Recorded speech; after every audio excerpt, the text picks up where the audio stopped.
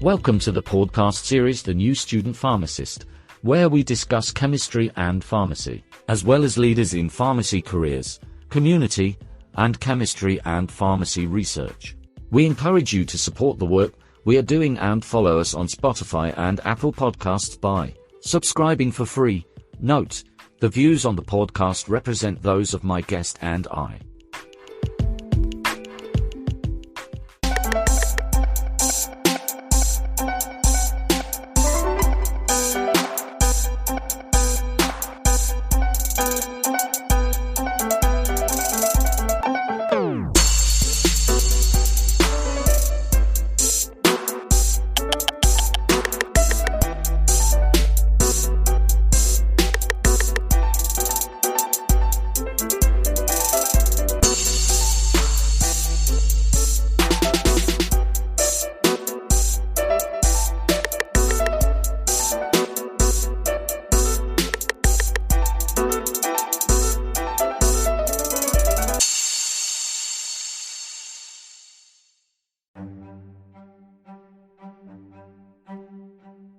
Purpose of these episodes not at all for advice or medical suggestions.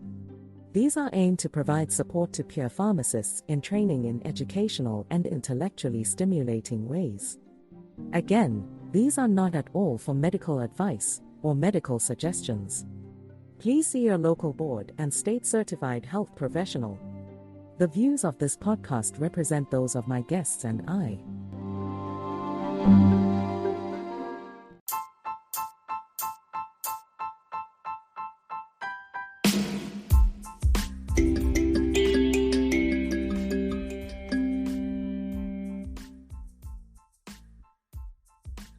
Welcome to General Chemistry 1. My name is Mr. Ferguson, and this is General Chemistry 1. I am passionate and I'm excited. It is a treat for me to be your professor this semester. General Chemistry 1, it provides a basis and a foundation for analytical chemistry, biochemistry, organic chemistry, and physical chemistry. General Chemistry 1, it gives you the skills, tools, and acumen that you need to pursue your future careers. General Chemistry 1. My name is Mr. Ferguson. I am a young faculty member at the University of Bahamas. Just before we get started, I want to remind everyone, you are not alone. This is an academic community. Remember to get help when needed. Reach out to the university services if needed. Never give up. Keep trying. We are here to help you be ethical, intelligent, and successful scientists. However, at the end of the day, you must be responsible, ethical, and hardworking.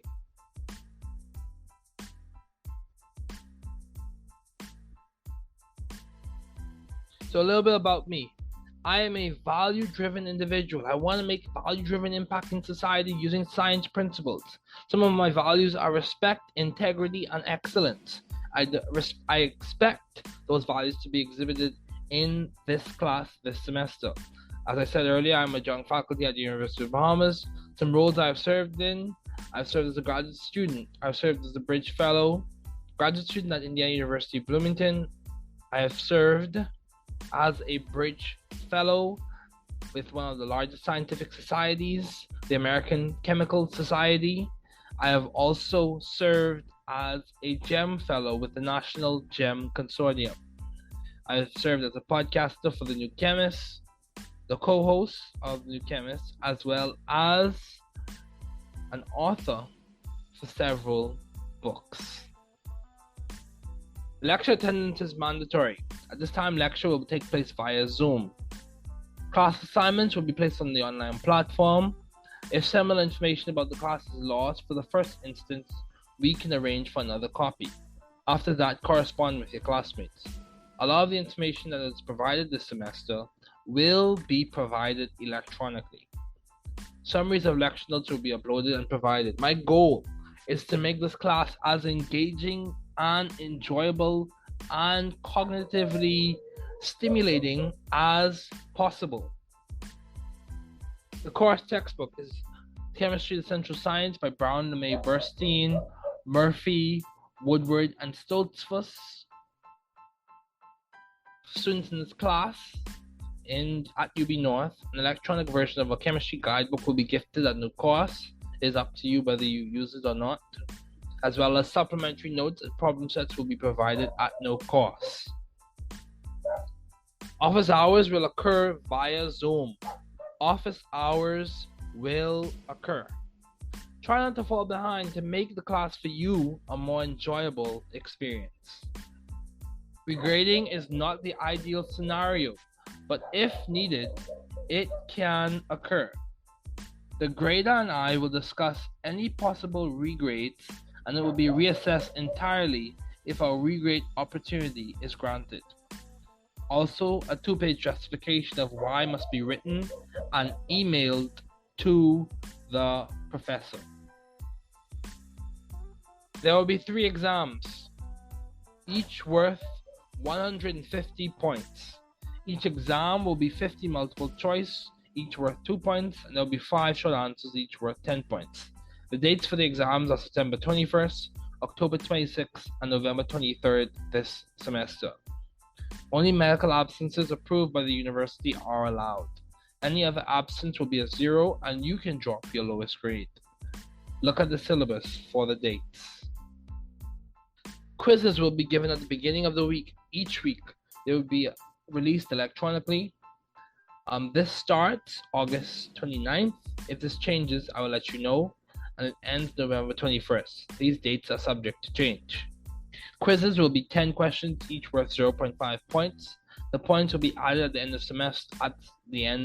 the semester. At least 70% on all the quizzes is equivalent to the addition of 1% to your overall grade. That's the equation to calculate what percent will be added to your overall grade. There is UCI OpenCourseWare. These lectures can be found on YouTube. There is MIT OpenCourseWare. Those are available on YouTube as well. There's Khan Academy. I will provide learning casts, the equivalent of a podcast, but it'll be specifically for UB North students in my class, with the class content in a creative format. The link will be available on a YouTube channel page. Students, when possible, should become familiar with the various withdrawal and drop dates noted by the University of the Bahamas. This is your responsibility. All withdrawals are handled by the registrar. The last date for an automatic grade of W is determined by the registrar. So 1,050 points equals 100% of the class. There's the equation to calculate your grade. Collaboration and teamwork is allowed on homework. However, for the Google form with the electronic version of the homework set, a requisite hard copy picture will be mandatory for homework submission. Essentially, when you submit your homework, a hard copy of the written version of your homework is going to be required to be uploaded to submit your homework and for it to be graded. Some of the topics we will talk about this semester. We will talk about wave-particle duality of light. That's just a fancy way to say light exists as a wave and it also exists as particles. And those particles are quantized as photons. We will also talk about atomic spectroscopy and line spectra. So there are different types of line spectra. We could go on, we could talk about the Balmer series, the Lyman series, the Paskin series. We can also talk about different models of atomic spectra with the Bohr model, and I'm going to show you a nice creative way I came up with you to practice writing your Bohr model structures. We will have a problem solving session, and there will be the exam. We will discuss the Bohr model by Niels Bohr and orbital diagrams. We will discuss Lewis structures by Gilbert N. Lewis, molecules and polyatomic ions. We will discuss resonance structures. So those 3 topics right there, they kind of give you a foundational basis to the Bohr model, Lewis structures, and resonance structures. They give you a basis for understanding chemical reactivity and chemical reactions. We'll discuss that later on. So for the week of October 10th to October 14th, we will have problem solving sessions. On October 10th, there is no class. However, during the week of October 10th to October 14th, on the Wednesday of that week, there will be an exam. So you can use that no class day to catch up on homework, relax, and prepare for your exam. For the weeks of October 17th to the 21st and October 24th to the 28th, we will discuss thermodynamics. We will discuss thermochemical equations, explain exothermic and endothermic processes. Those are some of the things we will discuss. We will also discuss in the ensuing weeks thermochemical equations, Hess's law, Born enthalpies, the Born-Haber cycle, which is basically a named description of how ionic compounds form, in which they transition or change states, and in the process of them changing states, they are ionized, and those ions combine together to form a crystalline lattice. And then we will have a problem-solving session and exam 3, and then we will have the final exam. So, if you feel overwhelmed from just this, be encouraged. The goal is not to make you feel overwhelmed. The goal is to help you to succeed and give you the capacity building experience that you need to be the successful doctor, the successful scientist, the successful researcher, the successful professor, successful person that you need to be in this society. So we're going to review some concepts at this time. Some fundamental skills I need you to have grasped. So we're going to spend a good portion of this lecture discussing fundamental skills. I will give you problems. There will be short answers, and I will also give you problems which are equations. However, in this lecture, we will discuss the concepts, and then in the practice or in the subsequent sessions and problem-solving sessions, we will discuss how to solve the problems with heuristics and algorithms. We will discuss simple ways as to how you can understand what the question is asking and how you can solve it. And then we will discuss the wave-particle duality. So, the goal of this class is to teach the chemistry content in an engaging manner that is relevant to the Bahamian student and digestible for their understanding. So I want you to understand the concepts. Practice the problems that are relevant to understanding that concept. Learn more nuanced details about the concept, and then practice more complex problems that integrate the details and the fundamental understanding. So let me give you an example. Say we were talking about the Bohr model. First, I would give you the workbook I designed specifically for this class on the Bohr model. Have you practiced those problems? Understand the Bohr model was basically a description and a representation of how atoms, when we designate their energy levels as quantized states or discrete levels, that the transition of those electrons from one energy level to the other results in the release of a frequency of light, and that is characteristic and observed as a specific color. In short, levels are quantized. Those levels provide a display of light at a specific frequency when those electrons relax. And that's the fundamental concept. More nuanced details will be how does that play out when we try to describe or understand the amount of energy that is released. And that energy is equivalent to a specific frequency, proportional rather to a specific frequency. So let's review at this time. So I'm going to walk you through this review.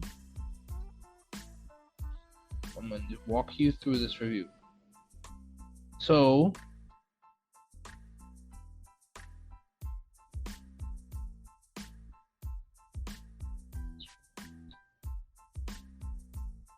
okay.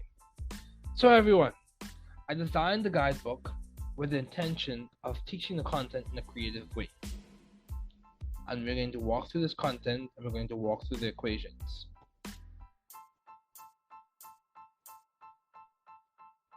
So as we begin this class, I want you to think about how will college be different from grade school? I want you to stop and think about it. I know for me personally, college required a higher level of engagement, a higher level of time management skills, and a higher level of dedication to my studies. What do you think it requires to be successful in college?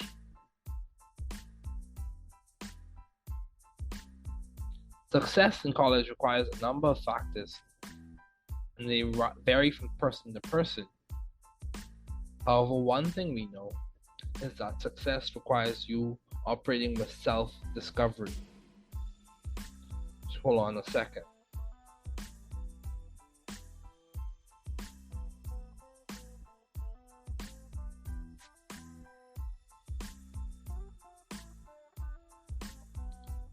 Let's continue.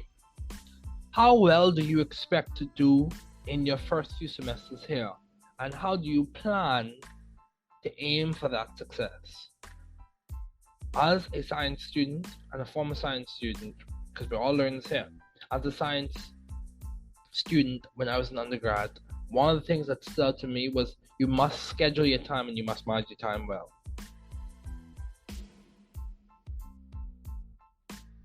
So the important thing for you to understand here, yes, there are animations, and the animations are placed there to make this discussion engaging for you. So the important things to think about is, what's your learning style? How do you learn best? Are you a auditory learner? Are you a visual learner? Do you need to write it out? Do you need to use programs like Quizlet, Kahoot, Anki? All of those things, they are important, and you need to know what works best for you. If you're trying to understand what it entails for a career, there are podcasts you can listen to. There are a variety of things out there. This experience in this class will be what you make of it. I will try to give you the opportunities, the facilities, the resources for you to succeed. However, the work and the onus is on you. You must be dedicated, motivated, and encouraged to work well. So what time management strategies and group studying approaches can you use to ensure learning and academic success? So essentially, do you need to use Google Calendar? Do you need to use Outlook? Do you need to use a hard copy planner? I use both Google Calendar and a hard copy planner. You have to find what works for you and implement that strategy. Later on, we will discuss, and I will show you a video on strategy before this lecture ends. The importance of strategy. Strategy is more than just planning. It must be strategic. Now, some big ideas that this college chemistry covers, some of which we will discuss in the context of this semester. All matter is composed of atoms, and intermolecular forces and bonding explains their properties. Simply put, matter, things like solids, liquid, gases, ice, for example, is a solid, liquid, water, and gas would be water vapor. All of those things are composed of atoms. Those atoms are bonded together, covalently, of course, to form H2O. Within or among those H2O molecules, there are intermolecular forces, and those intermolecular forces are hydrogen bonds. Those hydrogen bonds help us understand the physical and chemical properties of water. It's important for you to understand that. Everything boils down to the compositional units of the matter or the object you are describing. Chemical reactions involve intramolecular and intermolecular changes. Chemical reactions, whether they be double displacement, addition, substitution, displacement, single displacement, whatever the type of reaction that's being discussed or displayed, chemical reactions involve intramolecular, so we're talking about the bonding, and intermolecular, we're talking about what happens in between those molecules, those changes. So molecular collisions, molecular geometry, and the approach between molecules influences the speed of those reactions. So you also have thermodynamics and kinetics. They provide a lot of insight into physical and chemical changes. So thermodynamics is like one end of the seesaw, and kinetics is the other end of the seesaw. They are distinct, yet they coincide at points. Thermodynamics basically explains how heat and disorder plays or functions in chemical reactions. Kinetics explains how fast reactions occur and why they occur fast and what causes them to go fast, whether it be their orientation, their proximity, or their number of collisions.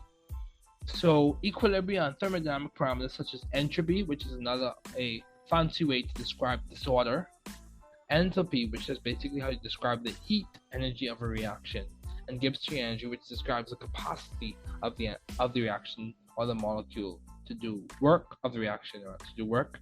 And those ideas, enthalpy, entropy, and Gibbs free energy, provide insight into a reaction's thermodynamic potential, whether it's thermodynamically favorable or not. Another way to say that is whether it's spontaneous or not, or whether it will occur or it's likely to occur or not. It gives us insight into the products that will form, and how fast those products will form. And those parameters also give us insight into how they form. So that's important to understand. So we will discuss in this review session, we will discuss MADA, dimensional analysis, problem solving, and we'll introduce the history of some chemistry pioneers. So let's talk about the scientific method. The scientific approach to information consumption and knowledge generation involves the scientific method. So what does that mean? The scientific method is the way scientists do science. Essentially, the way they operate, the way they think, the way they practice. If I was to give an analogy, the scientific method is how they operate. This figure below describes or shows an example or a version of how the process of thinking occurs for the scientific method. You have your observation, and then from your observation, whether you look at it physically, try to break it down chemically, you look at the hypothesis, which are basically your educated guesses about what is going on. And from there, you run experiments. From those experiments, you gain results.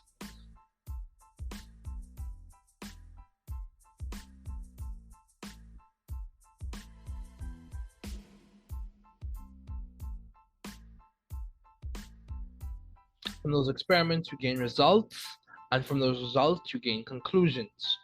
And after you've done that enough, those conclusions lead to a discovery.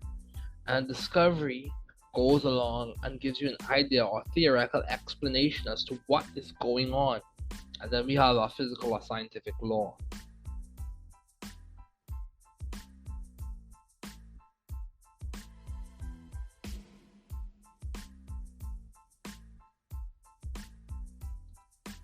So, a critical part of nature is energy, which is basically the capacity to do work or to cause change.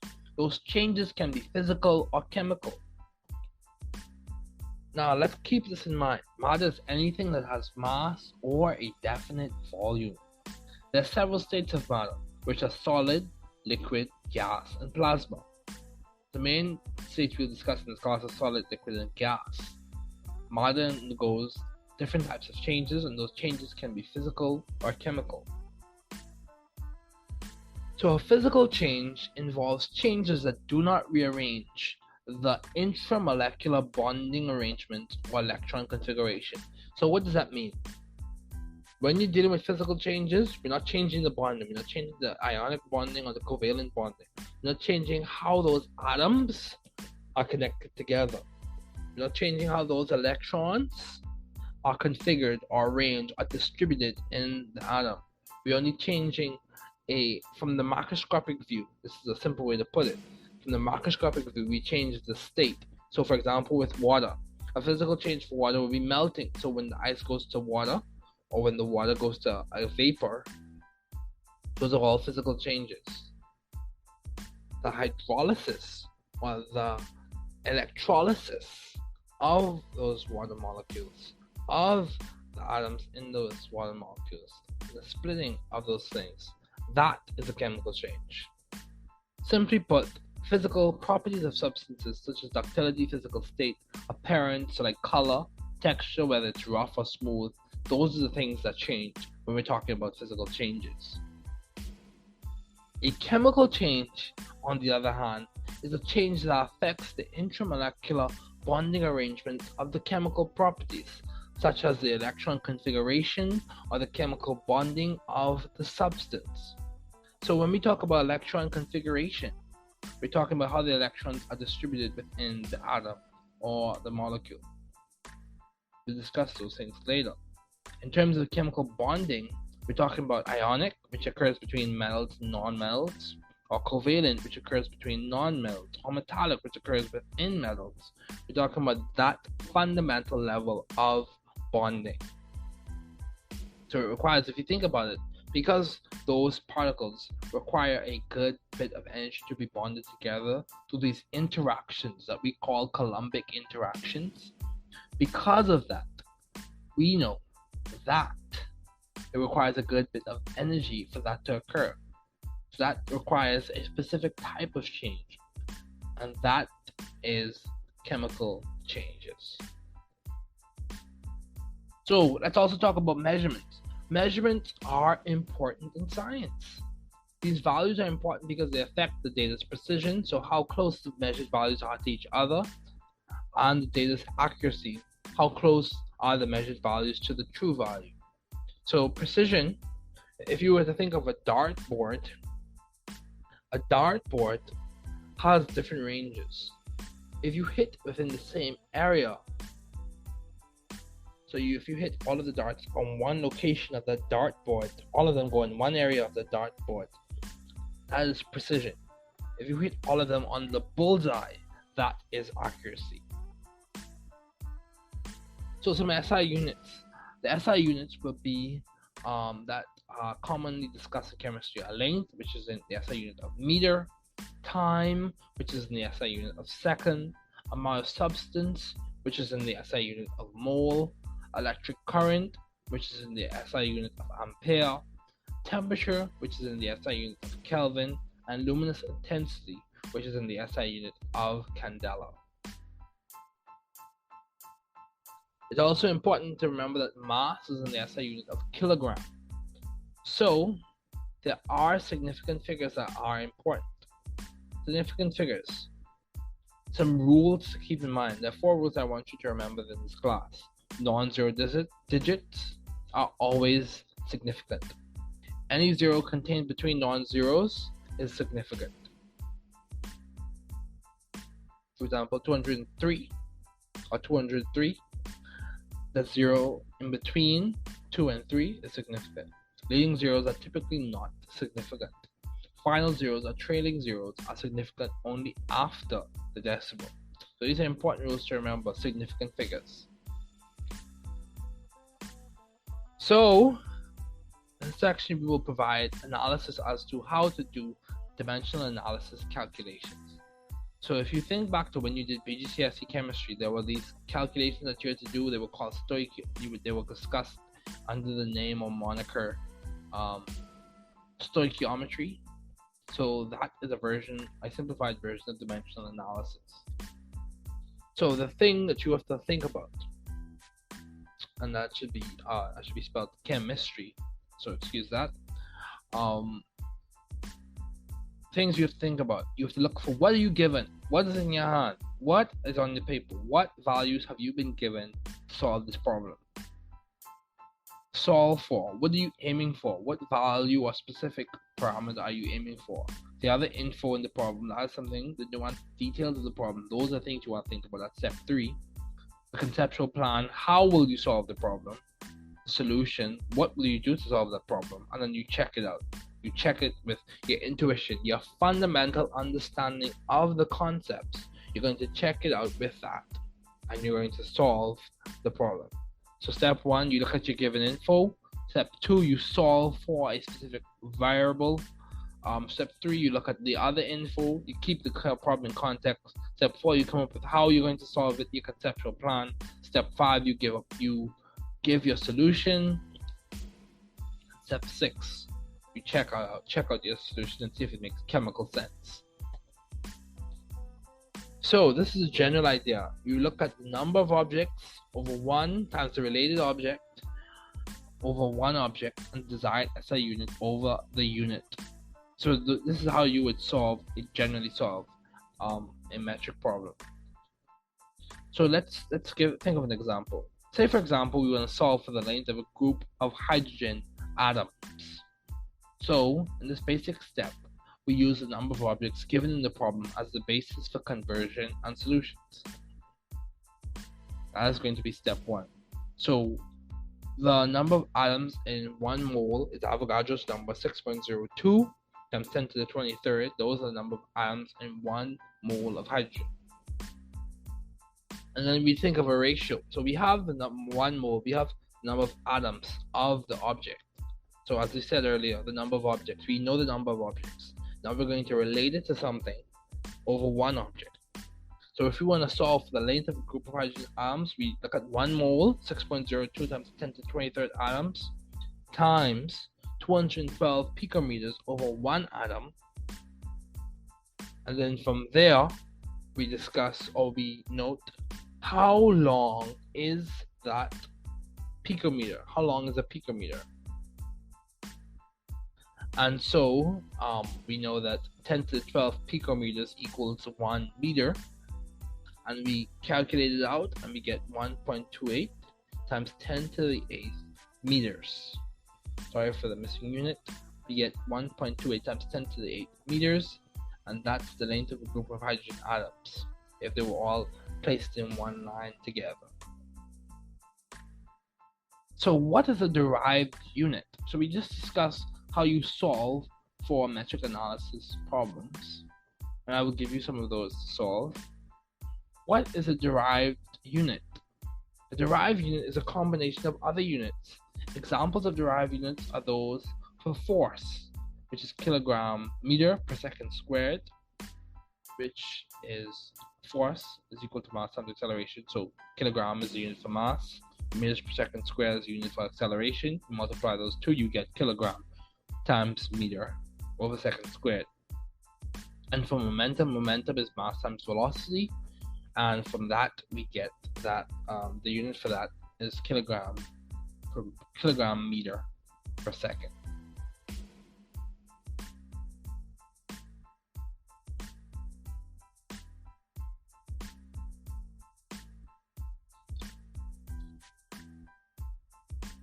So what is that? Now we're going to talk about, we're still discussing foundations. So we're going to now talk about what is an intensive property. An intensive property, intensive, independent of the amount of substance. So an intensive property is a property that's independent of the amount of substance. And it involves, or an example of that is going to be density. So it's a characteristic property. It doesn't change depending on the amount that you have. It is the same no matter what you and what amount of it you have. An extensive property is a property that does depend. So extend does depend on the amount of substance. An example of that is going to be mass. The mass of substance is dependent on the amount that you have. So, we're still talking about foundations. These are things I need you to understand. This is the language, the jargon, the foundational ideas I need you to understand for us to do chemistry this semester. Regardless of the format, I need you to understand this. What type of substance is a compound? A compound is an example of a pure substance. So compounds of pure substances, an example of a pure substance is going to be sodium chloride, pure sodium chloride, crystalline sodium chloride. That's a compound made up of two different elements, and that is a pure substance, and it is a compound. What type of substance is an element? An element is a pure substance made up of one type of atom. So for example, sodium metal is an element. That's a pure substance. A sodium metal is an element. So what type of substance is carbon monoxide? I know you've heard of carbon monoxide poison, which is dangerous if you don't have proper facilities. What type of substance is carbon monoxide? Carbon monoxide is also a pure substance as a compound made of carbon and oxygen. What type of property is color?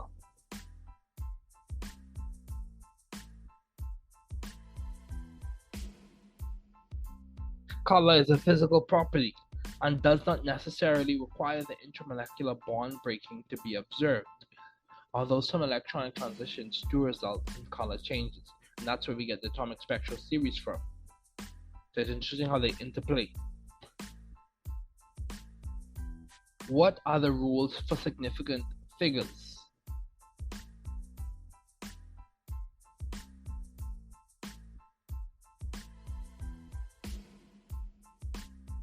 So if you look at the animation, we can see that all non-zero digits are significant, interior zeros are significant, leading zeros not significant, trailing zeros after decimal point are significant. Trailing zeros before decimal point are significant, and avoid unclear notation such as trailing zeros before an implied decimal point. So let's keep going. What is an example of a game that combines the ideas of precision and accuracy?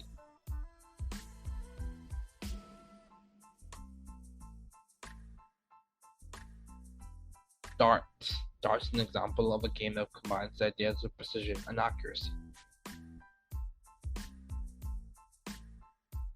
Now let's talk about some more foundational concepts. We're going to talk about conservation laws. These are important to understand. These are foundational things that we're reviewing before we get into wave-particle duality. These are things I need you to understand well. So rewatch this video if you need to. Rewatch it again. I recommend you do it. Or at least watch it twice and take detailed notes. Design this in such a way so that it can be integrated, it can be engaging, it can be stimulating, it can be well understood. What are the foundational concepts I need you to know for this semester? So what's the law of conservation of mass? The law of conservation of mass states that the total mass of a substance in a closed system does not change, where there is neither generation or consumption in the system. Essentially, it says, for mass is not created or destroyed. So what is the law of conservation of energy? Conservation laws, which are noted in the animation, they are classical. Conservation laws, they are, or for the law of conservation of energy is never created or destroyed. It's only transferred from one form to another. Heat energy to light energy. So keep that in mind. Now let's talk about some key scientists. I need you to know a few people. We gotta know a few people before we really delve deep into wave-particle duality, because there's another group of people that I want you to know about. So who are all the scientists that have been presented so far? Why are their contributions so significant to chemistry? So Joseph Proust is important, I need you to know, and I will give you a worksheet with these people on it. Antoine Lavoisier is important. Joseph Proust is important. John Dalton is important. Albert Einstein is important. All of these people, let's talk about, for example, John Dalton. His theory of atomic theory was pivotal to understanding mass and understanding key ideas with atomic mass. Even though it had to be refined, his ideas were fundamental, whether it be from the original founder or the original person who described Madan's compositional units to John Dalton. It's important. So what is the law of definite proportions? And this is where Joseph Proust comes in. The law of definite proportions refers to substance composition and classically states that specific compounds are always made of the same elements in the same ratio. This is true. H2O is H2O. It has a definite proportion. Two atoms of hydrogen with one atom of oxygen. And you see this in the balanced chemical equation. The balanced chemical equation is proof positive that the law of definite proportions is true in many instances, or in all instances at this level. What is the law of multiple proportions? This is where John Dalton comes in.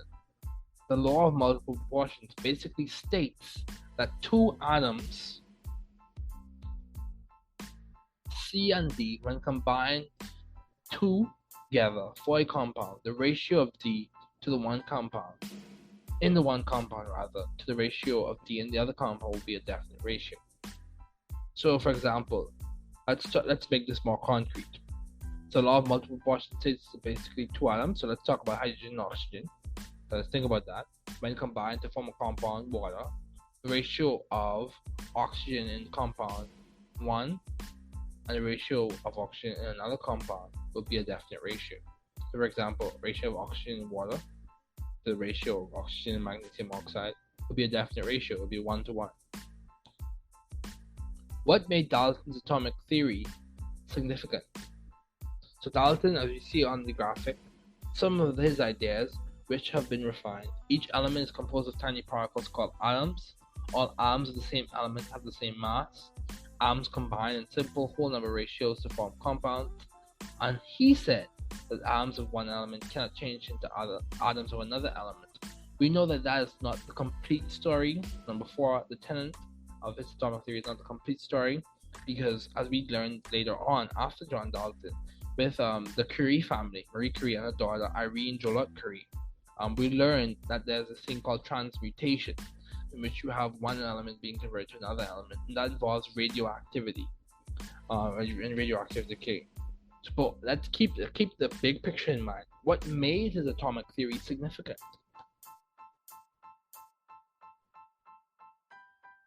His ideas have been adjusted,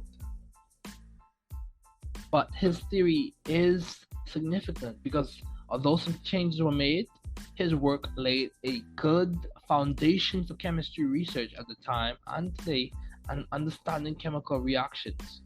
Ladies and gentlemen, this shows the iterative nature of science, that we are constantly learning and developing new ideas using a dynamic scientific method. Who was J.J. Thomson? See, we're talking about people now. These are people you need to know about, people you need to meet, who you need to discuss, who you need to talk about with your colleagues. You need to understand, what did they do? Who was J.J. Thomson, and what were some of his experimental findings on cathode rays? J.J. Thomson, whose work with cathode rays built up to the discovery of the electron. He was an English physicist who made profound discoveries on cathode rays and led to the discovery of the electron. He also proposed the plum pudding model, wherein he hypothesized that negatively charged electrons were small particles held within a positively charged pair via electrostatics. So he proposed the plum pudding model, which is a common idea that you introduced to when you're first discussing periodic properties. And his work led to the discovery of the electron.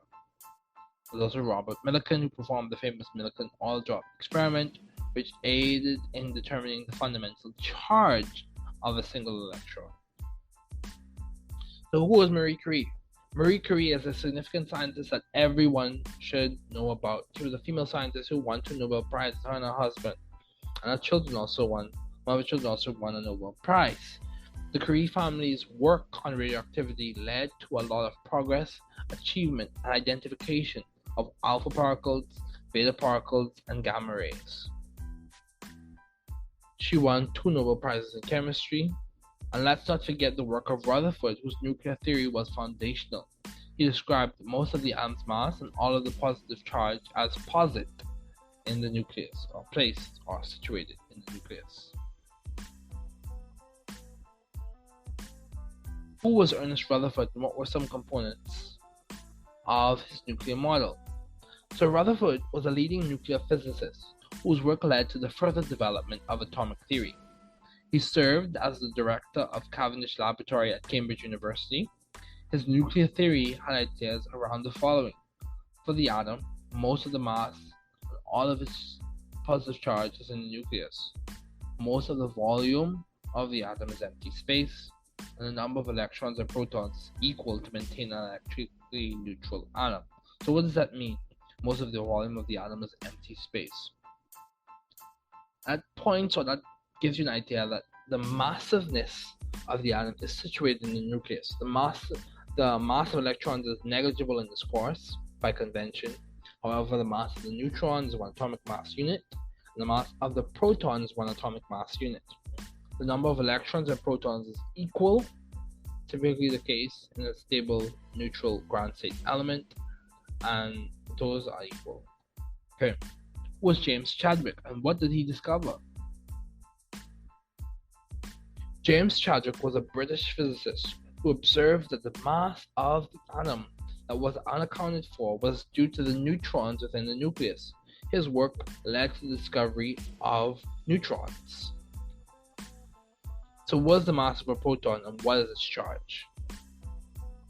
Take a few seconds, guess, think about it.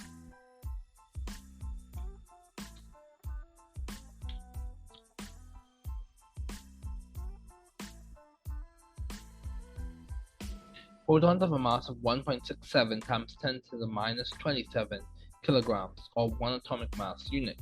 We can discuss the relationship between kilograms and atomic mass unit in a problem-solving session. Remind me. Also, a proton has a relative charge of positive 1. What is the mass of an electron and what is its charge?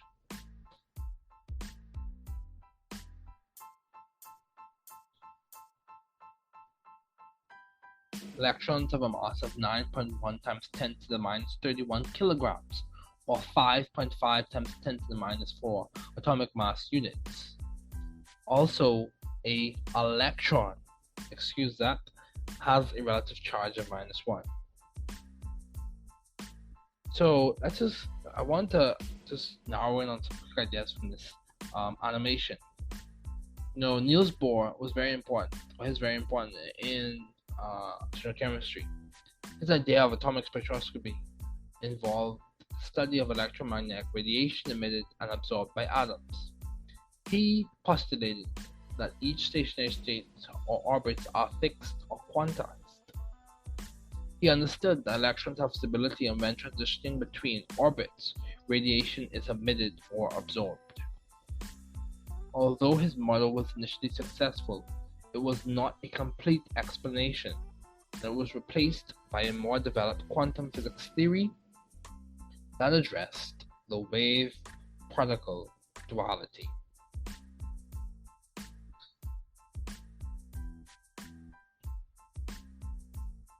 And that's very important. That kind of leads us into the idea of wave-particle duality. So, what is the mass of a neutron, and what is its charge? Just before we transition into wave-particle duality, let's just continue going over a few foundational concepts. The mass of a neutron. A neutron has a mass of 1.67 times 10 to the minus 27 kilograms, or 1 atomic mass unit. Also, a neutron, has a relative charge of 0. What are the symbols for atomic number and atomic mass? The symbol for atomic number is Z, and the symbol for atomic mass is A.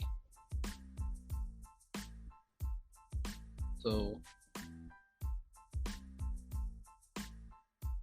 now, let's discuss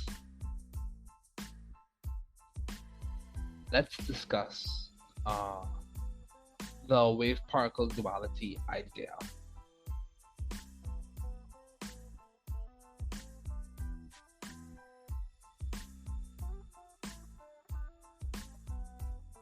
So, before we get to wave-particle duality, I want to introduce you to the Schrodinger's cat thought experiment. Before we get to wave-particle duality, I want to introduce you to that, and then we'll discuss wave-particle duality. But actually, before we get to showing you the images and describing it to you in the format we were just discussing it, I would like to show you a reference text that you can use as you do your studies.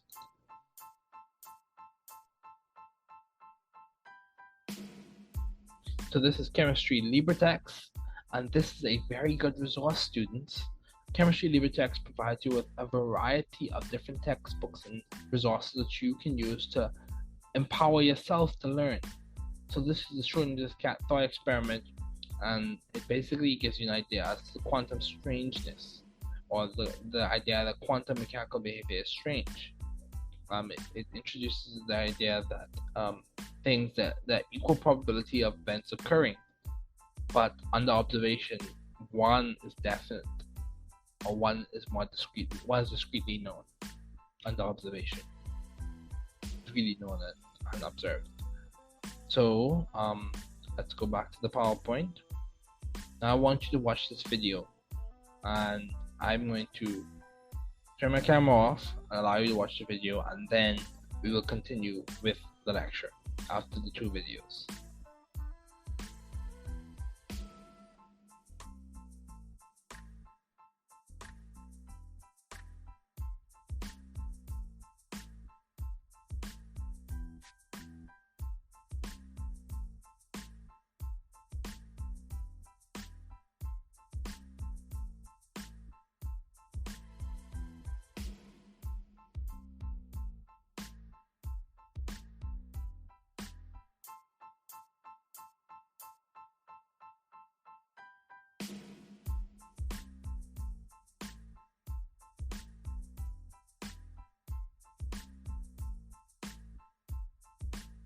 Brussels, and he came here and was admitted on that day as a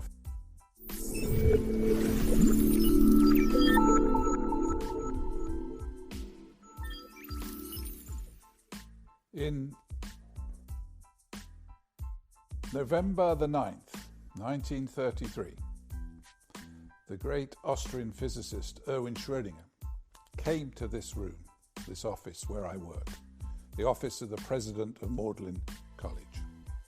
Schrödinger had been at the Solvay conference in Brussels, and he came here and was admitted on that day as a fellow of Magdalen College, using Latin phrases that we use to the present day.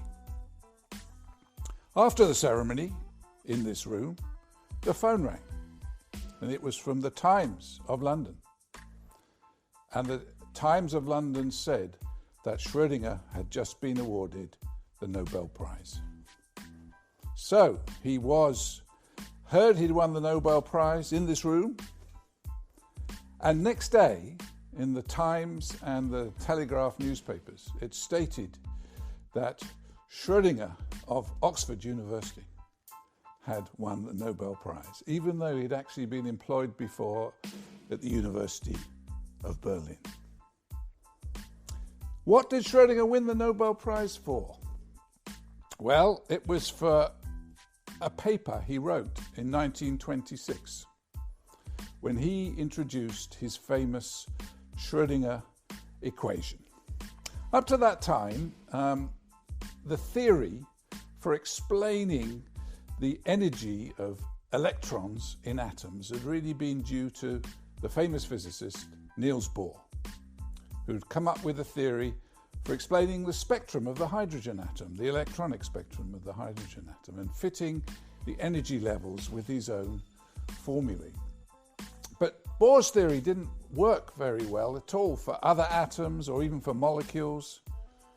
It didn't seem to be a general one. What Schrödinger did is he came up with a general equation that worked for the hydrogen atom and worked for predicting not just the energy levels of the hydrogen atom, but also like the intensities of the spectral lines, whether the lines in the spectrum are intense or not. He could predict that intensity, and that was new. Not even his collaborators or the people who were competing with him, like Heisenberg, knew how to do that, and Schrödinger did it with his equation. And then Schrödinger, in the same year, realized that he could apply his equation not just to the electronic energy levels of the hydrogen atom, but to other problems like the vibration of a harmonic oscillator, like to the rotation of a diatomic molecule. The same equation could be applied and gave the results that agreed with experiment for those sorts of problems. And then Schrödinger realized his equation could also be adapted not just for simple processes, but for processes that depend on time. So in fact, there are two Schrödinger's equations, what's called the time-independent equation and the time-dependent equation. But why the equation became so significant is that suddenly many scientists around the world realized that not only did it work for the hydrogen atom, it worked for all atoms and all molecules in principle. And that means it had remarkable applications to nearly everything you can see. Depends on atoms and molecules, and Schrödinger's equation can be used to calculate all their properties. And if you solve his equation very accurately, you get essentially the right answer. So it was a very powerful theory that came out of Schrödinger's great work in 1926 for all atoms and molecules. Now the problem is, though, his equation was quite complicated mathematically and very difficult to solve for anything more complicated than the hydrogen atom. Even for the helium atom, it involved quite a lot of difficult integration and differentiation and so on. And so it didn't really change science so much in the very early days. But where the big change came with Schrödinger's equation was when computers came along. It was then possible to use computers to solve his equation and do that really accurately as time has gone on more and more. And that means Schrödinger's equation can be applied to more and more complicated systems, atoms, even to solids, materials, and also to problems of biological importance. You can do calculations with Schrödinger's equation, for example, on proteins, on enzymes, on DNA, and so on. And so it's become, in the modern world, an extremely powerful theory. It's the theory that underlies the whole of chemistry, molecular biology, material science, understanding the properties of materials. You can do calculations with Schrödinger's equation, and many people do that. Even in geology, you can calculate the temperature at the center of the Earth using variants of Schrödinger's equation. And so in the 21st century, it's become really almost the essential tool for doing simulations on atoms and molecules. The other method, before Schrödinger, was developed by Isaac Newton, Newton's laws.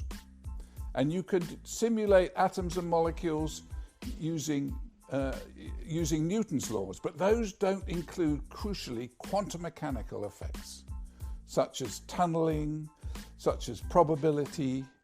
Newton's laws just don't work for atoms and molecules, but Schrödinger's equation does. So Schrödinger came here in 1933, and he came to work here in Oxford. He was a fellow in my college. He lectured at the University of Oxford on the quantum theory, but he wasn't very happy here. He had an appointment which was almost like a postdoctoral assistant. After being a top professor in the University of Berlin, he had an appointment that was just renewed every year, funded by ICI, the chemical company. So he wasn't very happy. And he was here just for 3 years, and he missed his great friends in Berlin. He was very friendly with Max Planck, the person who discovered quantum theory. He was very friendly with Einstein, who was also in Berlin in the 20s. He missed his friends. And in the end, he was unhappy here, and after 3 years, he decided to move back to his home country of Austria, where he was given an appointment at the University of Graz in Austria, and also another appointment at the University of Vienna. And that's where Schrödinger went. He'd left Berlin in 1933 because he wasn't very happy with the politics that was going on in Germany at the time. Science and politics in those days really intermixed. He didn't like what the Nazis were doing, so he came to Oxford. But then he made the big mistake of going to Austria, and he didn't realize that there were going to be problems in Austria because Hitler's troops marched in 1938, and Schrödinger had to escape from Austria. So now we will continue with the lecture.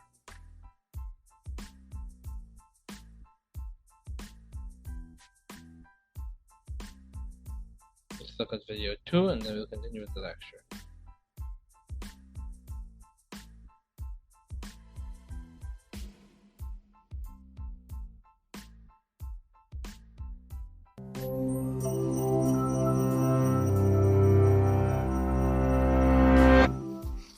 Austrian physicist Erwin Schrödinger is one of the founders of quantum mechanics, but he's most famous for something he never actually did, a thought experiment involving a cat.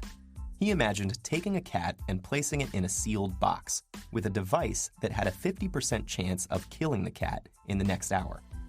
At the end of that hour, he asked, "What is the state of the cat?" Common sense suggests that the cat is either alive or dead. But Schrödinger pointed out that according to quantum physics, at the instant before the box is opened, the cat is equal parts alive and dead at the same time. It's only when the box is opened that we see a single definite state. Until then, the cat is a blur of probability, half one thing and half the other. This seems absurd, which was Schrödinger's point. He found quantum physics so philosophically disturbing that he abandoned the theory he had helped make and turned to writing about biology. As absurd as it may seem, though, Schrödinger's cat is very real. In fact, it's essential.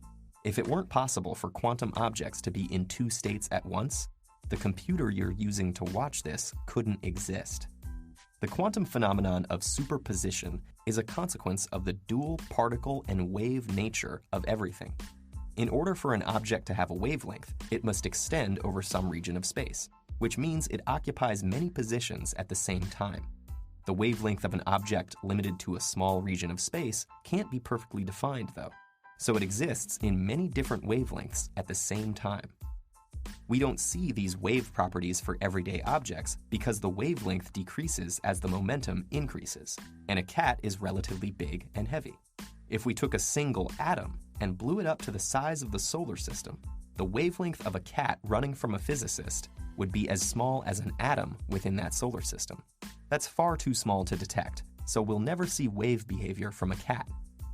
A tiny particle like an electron, though, can show dramatic evidence of its dual nature.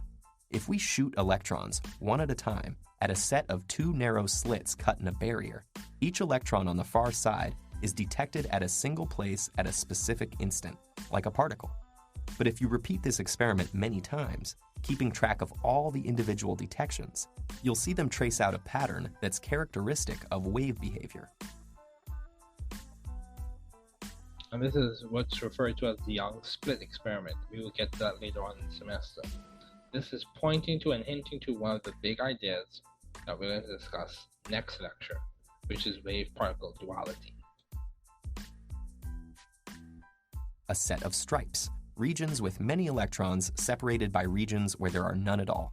Block one of the slits and the stripes go away. This shows that the pattern is a result of each electron going through both slits at the same time. A single electron isn't choosing to go left or right, but left and right simultaneously. This superposition of states also leads to modern technology. An electron near the nucleus of an atom exists in a spread-out wave-like orbit. Bring two atoms close together, and the electrons don't need to choose just one atom, but are shared between them. This is how some chemical bonds form. An electron in a molecule isn't on just atom A or atom B, but A plus B. As you add more atoms, the electrons spread out more, shared between. And we account for this. This basically is describing what we describe as probability distribution, which basically is a fancy way of saying electrons exist over a cloud, over a region of space, in not a one specific position. And this also hints at the idea of uncertainty, Heisenberg uncertainty, which basically describes that you cannot know with the same degree of accuracy the momentum or the position and the momentum of an electron at a specific point in time with the same level of accuracy. Between vast numbers of atoms at the same time.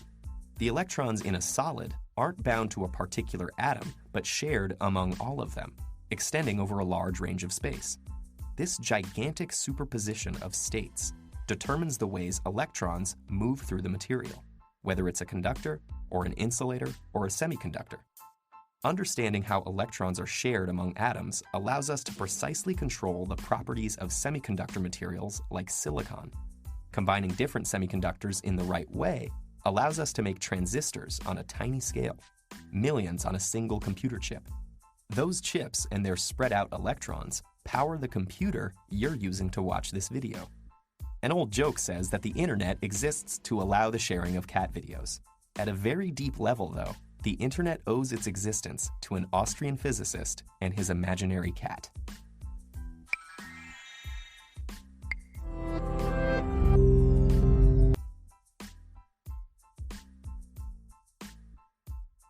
So this, ladies and gentlemen, this is a description of the Schrödinger's cat thought experiment. We will discuss this before the lecture ends.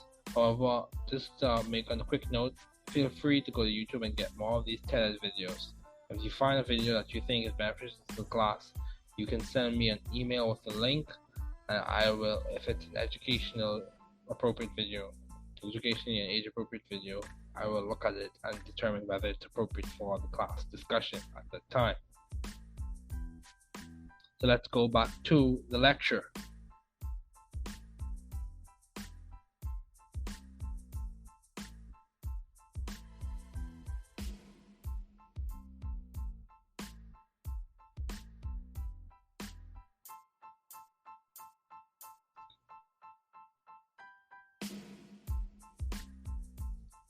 Just before we conclude, I want to discuss Schrodinger's cat thought experiment, and then we will conclude this lecture for today. Now, just in case you didn't get it the first time, I want to explain it to you from the animations I've designed for this class. So, with this, we have Schrodinger's cat thought experiment.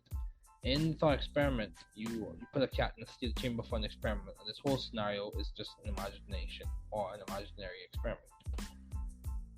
In the chamber, there is radioactive material and a mechanism that, upon emission of an energetic particle by one of the radioactive atoms, a hammer breaks a flask of poison and results in a dead cat. Yeah, this is amazing. If the chamber is closed and you do not observe what is going on, there is equal probability that both the cat is dead and the cat is alive, by virtue of the system being observed. So let's Bahamianize this thought experiment. So let's begin. Imagine there was an oil and beach spill by a pond in Agua. The area is enclosed by a mind your business fence, so you must enter the area to observe what occurs. If the flamingo in the area drinks from the pond, the flamingo will die in the area.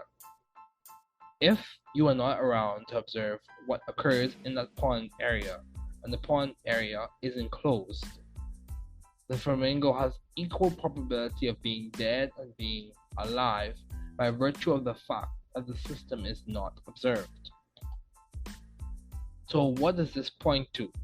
Don't get lost in the details, but what does this point to? This points at quantum mechanical behavior and uniqueness and the strange nature of it.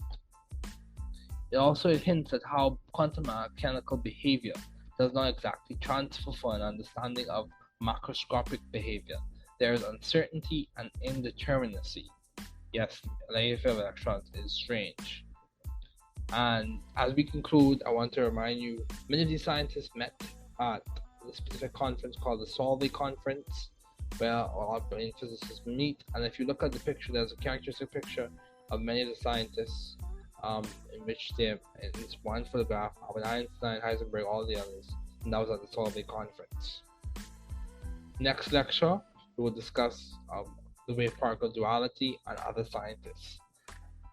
Once again, thank you again. I'm excited to be teaching this semester. I hope we're able to accomplish a lot, learn a lot. Remember, I expect you to be hardworking, ethical, and responsible. Remember, you are not alone. We are in this together. This is an academic community. However, you are responsible to be ethical, hardworking, and a good potential scientist. Be encouraged, be inspired, and see you next time for General Chemistry 1 lecture.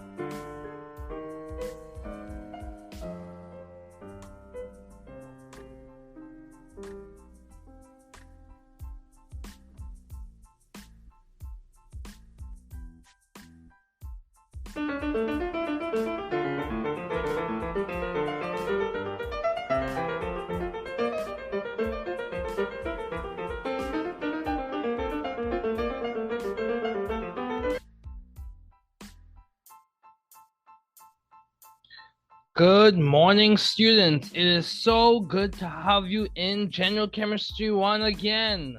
We are doing the second lecture. This is going to be a continuation of the previous lecture, as well as in the subsequent lecture. We will discuss a little bit of BGCSE content to just encapsulate and fully complete the review so we can move forward. Let's continue on. So we've already discussed the syllabi. We have already discussed the topics that we're going to deal with this semester. So I'll just introduce this problem. We will come back to this at the end of the class, at the end of this presentation. A thief uses a can of sand. We're looking at problem 113. A thief uses a can of sand to replace a solid gold cylinder that sits on a weight-sensitive alarmed pedestal. The can of sand and the gold cylinder have exactly the same dimensions. So if we look at this, they give us the dimensions. This is an example of dimensional analysis if you're guessing or figuring out what we're about to do. Dimensional analysis in terms of length. So length is 22 centimeters, radius is 3.8 centimeters. Calculate the mass of each cylinder. Ignore the mass of the can itself. So we're looking at the mass of the cylinder, given that we have the density of the gold and we have the density of the sand. Then they also ask this question: did the thief set off the alarm? Explain. So let's read this problem one more time and then we'll come back to it at the end of this presentation. A thief uses a can of sand to replace a solid gold cylinder that sits on a weight-sensitive alarm pedestal. The can of sand and the gold cylinder have exactly the same dimensions. Length is 22 centimeters, radius is 3.8 centimeters. Calculate the mass of each cylinder. Ignore the mass of the can itself. Density of gold is 9.3 grams per cubic centimeter. Density of sand is 3.00 grams per cubic centimeters. Did the thief set off the alarm? Explain.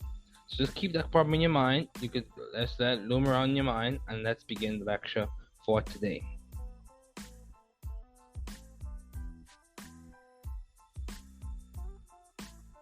Okay. So what is chemistry? We discussed this earlier. Chemistry is basically the science of substantial change, and you look at those change in terms of different units, the compositional units, whether it be atoms, electrons, quarks, whatever the case may be. We look at the change of the substance in its terms of its compositional units, or in terms of the macroscopic object itself.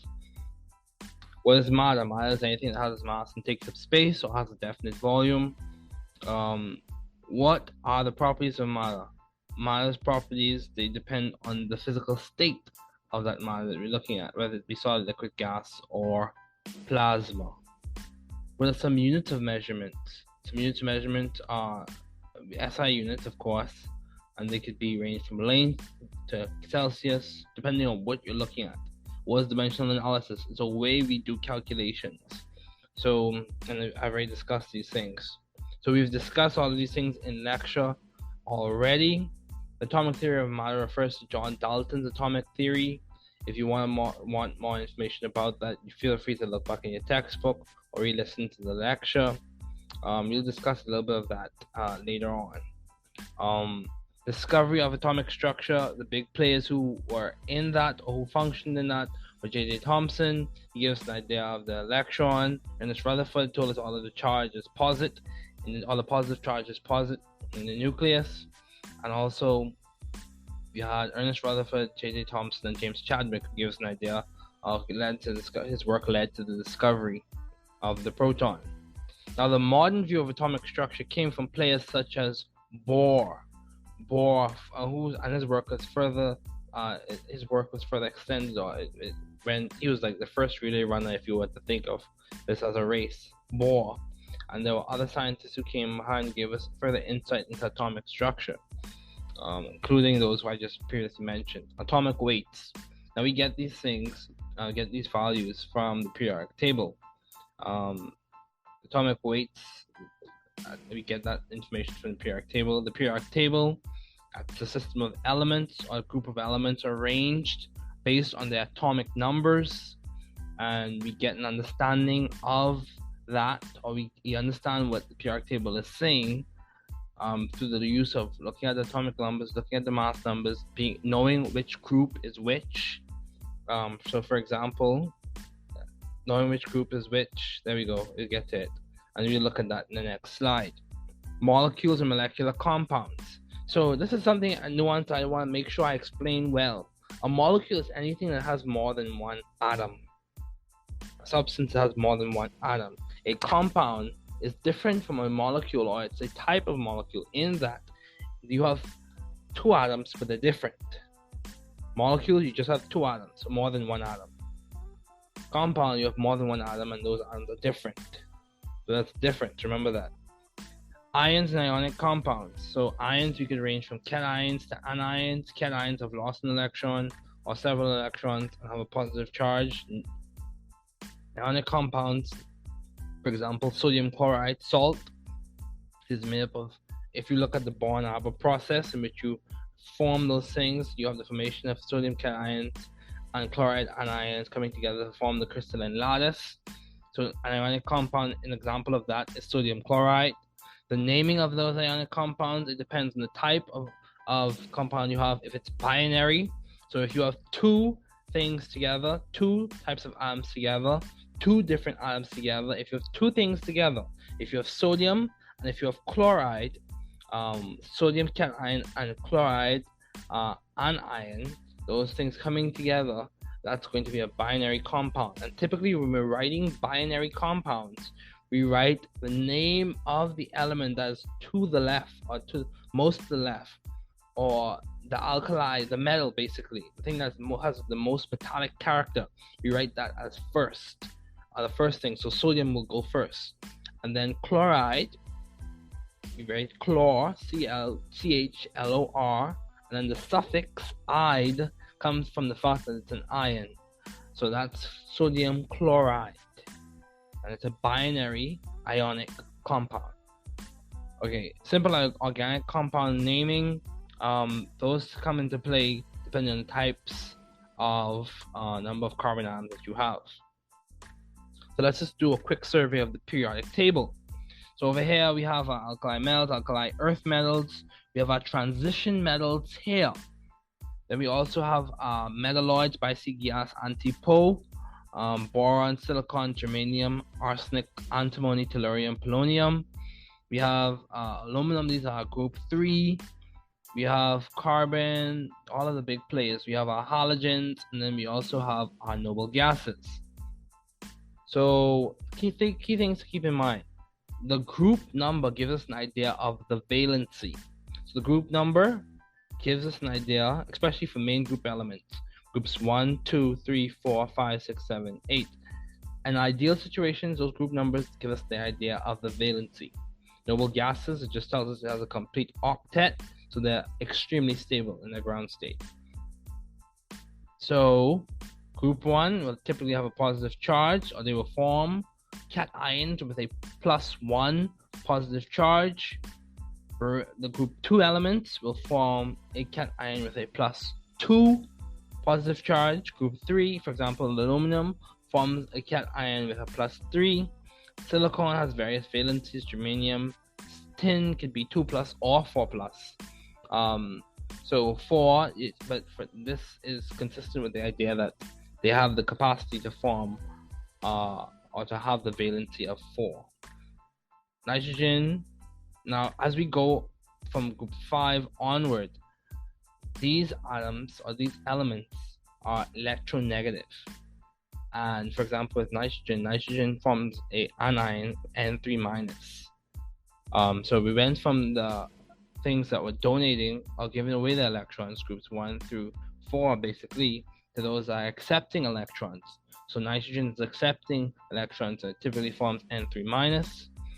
Oxygen accepts 2 electrons, O2-. Fluorine accepts 1 electron, F-. And that typically is consistent throughout the group. So that's what the group numbers tell us. Now the period numbers tell us the number of electron shells, and this coincides well with the Bohr model as we draw those models out, as well as there's some things for you to note. Let me get my annotating option This right here is known as the S block. This right here is known as the P block. This right here is known as the D block. And this right here is known as the F block. So I'm just exposing you to that content now so that you're familiar with it before we go into it in depth. Those letters, they come from quantum chemistry, and they give us an idea of how the electrons are distributed typically within the atom. So they just give us an idea of that, and that's all I'll say about that for now. Now the F block, we have our lanthanides and actinide series, and those you just be aware of them for now. Let me erase this. Let's see. Let me erase this. There we go. Okay. So common cations. These are common cations to think about. Hydrogen typically forms a positive 1 cation, and that's consistent with what we see in the periodic table. So, yeah. Lithium, sodium, potassium, cesium, and silver form +1 cations. Magnesium, calcium, strontium, barium, zinc, cadmium form 2+. Aluminum forms 3+. Ammonium forms a +1. Now we're talking right now. Ammonium is a compound. It has two different elements, two different atoms that come from one from nitrogen, one from hydrogen. Actually, one from nitrogen and 4 from hydrogen. But at the end of the day, it's made up of 2 different elements, nitrogen and hydrogen. So copper +1, cobalt 2+, copper 2+. Copper is a little different because when you look at our transition metals, these ones are special. Copper is special, chromium is special, manganese is special, iron is special because they have various valencies. So if you're familiar with what you did in BGCSE chemistry or earlier chemistry, in which you would discuss something as ferrous hydroxide or ferric hydroxide, ferrous +1, ferric +2. So those things you want to keep in mind. Those things you want to keep in mind. Copper, cuprous 1, cupric 2. Just want to keep those things in mind. Okay. So you have your mercurous. These are just classic examples of what I'm saying. It's important to be well versed in this language, so as we progress through the semester, you're aware of what I'm talking about. So as we continue on, we see that we have hydride. Yes, in this case, you have a hydrogen that has a negative charge. That's just an example of how things are not set in stone, how hydrides form. You typically see hydrides forming or hydrides being released when you have a basic reaction or some type of nucleophile. So fluorides, chlorides, bromide, iodide, all of those anions, they gained electron density. Oxides, peroxides, sulfides, all of these gain 2 electrons. Nitride, this is consistent with what I said, gain 3 electrons. Acetate, chlorate, perchlorate. Now these right here, chlorate, perchlorate, nitrate, and permanganate. These are an example of what we call polyatomic anions. If you listen to the name poly, more than one, atomic, more than one atom, ions, and that's what these are. Same thing with carbonate, chromate, dichromate, sulfate, phosphate. All of these, from this chlorate to phosphate, all of these are an example of polyatomic anions. Okay, so we discussed the naming of those things already. So, these things we have discussed, the postulates of Dalton's atomic theory, we have discussed that already. Key experiments, we discussed that. To describe the structure of the atom, we discussed that. The electric charge, we discussed that. The chemical symbols, subatomic composition, that's a fundamental concept we will discuss. Atomic weights, we'll discuss that. Describe how elements are organized. These are all key skills that your book requires you to know. So if you look in the textbook that I recommended that you buy, that's a required textbook for this class, I sent you a link of in the email. These are skills that you will see. Distinguish between molecular and ionic substances in terms of their composition. We've done that. Distinguish between empirical formulas and molecular formulas. So empirical formulas, this is something we will discuss. Empirical formulas is the simplest representation of a chemical formula. Molecular formulas is just a general representation, or the representation that you first get. Empirical is the simplest form of the chemical formula. Describe how molecular formulas and structural formulas are used to represent the compositions of molecules. Structural formulas show you the shape, give you an idea of the molecule's geometry. Molecular formulas just give you an idea of what element it's made up of. Explain how ions are formed by the gain or loss of electrons, and be able to use the periodic table to predict the charges of ions. Explained that already. All these things we will get to, or we have already discussed. Now, balancing chemical equations. Now, this is a fundamental idea. I need you to go back and review that. If you don't remember how to balance chemical equations, I need you to go back and review that. That's going to be very important when we start discussing thermochemistry. Balancing chemical equations means you have the same number of elements on both sides of the arrow. Same number of element A, and same number of element A on the reactant side, same number of element A on the product side. And what I mean by same number, same moles, same stoichiometric coefficient, same thing on the reactant side and same thing on the product side. It's consistent. If you don't remember it, go back and review it.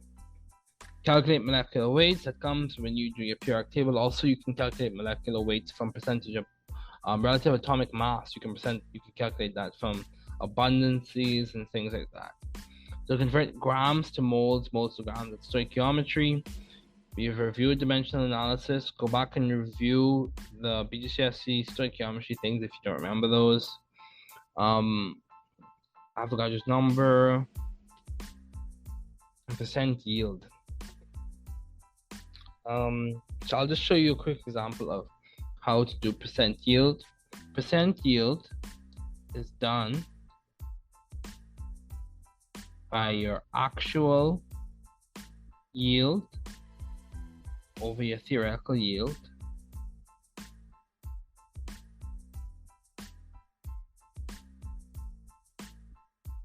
times 100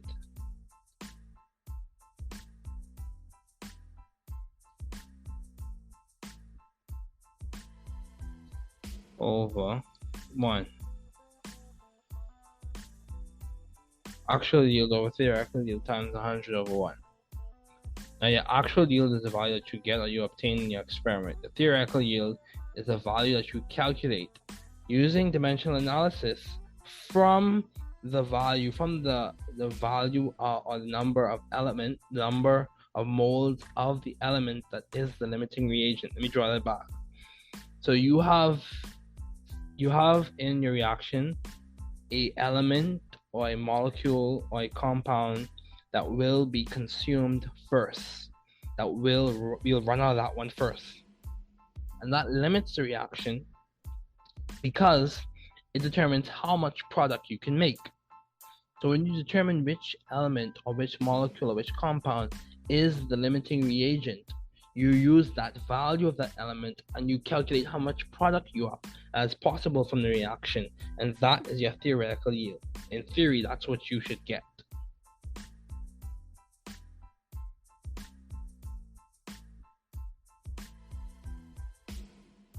Okay, so let's keep going.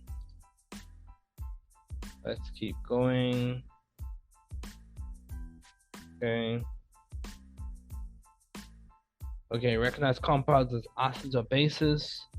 Okay, metathesis, redox. Okay, so I'm gonna give some explanations for these things, but we will discuss these. We will discuss more of this in general chemistry too. But recognize compounds as acids or bases. The acids and bases typically in the Bronsted-Lowry definition of acids and bases, an acid is something that releases hydrogen ions in solution, has a low pH. A base is something that basically accepts hydrogen ions, hydrogen positive cations. And actually, another way to put this is a base is something that accepts protons or accepts hydrogen ions. Strong, weak, or non-electrolytes. Strong acids completely ionized in solution. Weak acids partially ionized in solution. Non-electrolytes rarely or seldom ionized in solution. Recognize reactions as acid-base, precipitation, metathesis, or synthesis, or redox. Acid-base, you have to know whether you have an acid and a base in the reaction. Precipitation, you have start with two aqueous reagents and you end up with a solid. Metathesis, that's a little bit advanced for this level, but it's the form of synthesis that's involved with transition metals. Redox, you have reduction and oxidation occurring at the same time. Be able to calculate moles or grams of substances in solution using molarity. That is a BGCSE skill. Go back and review it if you don't remember it. Understand how to carry out a dilution. That's something you'll learn in lab. Understand how to perform and interpret the results of a titration. That's something you'll learn in lab. So we discussed this already, and I showed you this video in the previous lecture. So let's go through this problem now. So I introduced this problem to you. Let's read it again. A thief uses a can of sand to replace a solid gold cylinder that sits on a weight-sensitive alarmed pedestal. The can of sand and the gold cylinder have exactly the same dimensions. Length 22 centimeters and radius 3.8 centimeters. Calculate the mass of each cylinder. Ignore the mass of the can itself. Density of gold is 19.3 grams per cubic centimeter. Density of sand is 3.00 grams per cubic centimeter. Did the thief set off the alarm? Explain. So let's look. What are we given? We are given that the cylinder has dimensions, length 22 centimeters, radius is 3.8 centimeters. We are also given that the density of gold is 19.3 grams per cubic centimeter, and the density of sand is 3.00 grams per cubic centimeter. What are we solving for? See, this is the same heuristic that I gave you earlier. Given, solve for conceptual plan solution, check and see if it makes conceptual or chemical sense. So what are we solving for? We're solving for the mass of the gold, given the length, the radius, density of the gold. Technically, we're given the length and radius of the cylinder and density of the gold, and the mass of the sand, given the density of the sand. So what we're going to do, we're going to look at length and radius, and we're going to convert that to volume. Then we're going to look at density and volume and convert that to mass. Volume is equal to length times pi times r, or radius squared. Density is equal to mass over volume. So the volume of the gold is equal to the volume of the sand. That's the assumption that we're making in this equation, in this solution process, in solving this problem. And that's going to be 22 centimeters, which is the length, times pi, 3.14, times the radius, 3.8 centimeters squared. And that's going to be equal to 998.0212 cubic centimeters. And density is equal to mass over volume. So we rearrange the formula for density, and we get that mass is equal to density times volume. So we just solve for the volume, 998.0212 cubic centimeters, and then we multiply that volume by the density of gold, 19.3 grams per cubic centimeter, and then we get 1.926181 times 10 to the 4 grams. Or we do it to two significant figures, 1.9 times 10 to the 4 grams. The units are correct. The magnitude of the answer seems correct considering the value of the density is approximately 20 grams per cubic centimeters. Two significant figures are allowed to reflect significant figures in 22 cubic centimeters and 3.8 cubic centimeters. Typically, we truncate the non-significant digits because the first non-significant digit is a 2. So given the values that we're given, all of our values have two sig figs, or we typically, actually that's 3, but we typically give our answer according to the value that has the lowest number of significant figures. So if we look at the values, and one of them has 2 sig figs, 3 sig figs, and then 2 sig figs, so we give our value 2 sig figs because of that. Okay, now let's look at the mass of the sand. We have the volume now that we multiplied by the density. We did the same thing we did to determine the mass of gold. We do to determine the mass of the sand. So 3.00 grams per cubic centimeter times 998.0212 cubic centimeters equals 2.99406 times 10 to the 3 grams. And that's equal to 3.0 times 10 to the 3 grams. The units are correct. The magnitude of the answer seems correct, considering the value of the density is 3 grams per cubic centimeter. This number is much lower than the gold mass. Two significant figures are allowed to reflect the significant figures in 22 and 3.8, which is exactly what I said. Round the last digit up because the first non-significant digit is a 9. So comparing the two values, now 1.9 times 10 to the 4 and 3.0 times 10 to the 3, shows a difference in rate of almost a factor of 10. This difference should be enough to trip up the alarm and alert the authorities to the presence of the thief.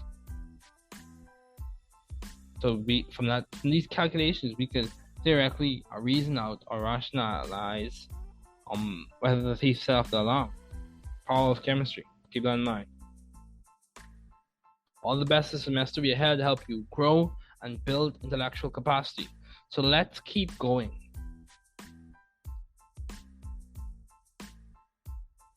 Let's keep going.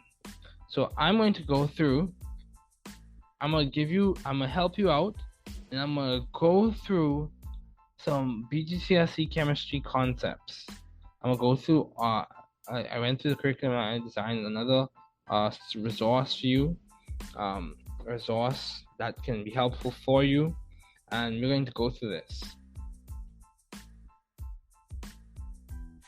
Okay.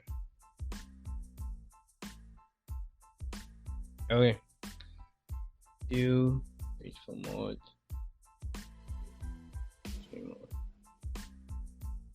There we go. So we discussed what chemistry is. It's a scientist change that can occur in the context and on the scale of substantial change of quarks, subatomic particles,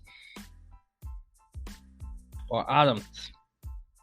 Now we're just this is a recap of BGCSE chemistry. I want you to be aware of what's going on in the class, so I'm going to give you a little bit of review of BGCSE chemistry during this lecture this morning. So focusing on BGCSE chemistry, there is organic chemistry, biochemistry, physical chemistry, and theoretical chemistry. And theoretical chemistry is basically all of those chemistry, not in a nutshell. We just do a surface level view of those things. So it's very basic chemistry.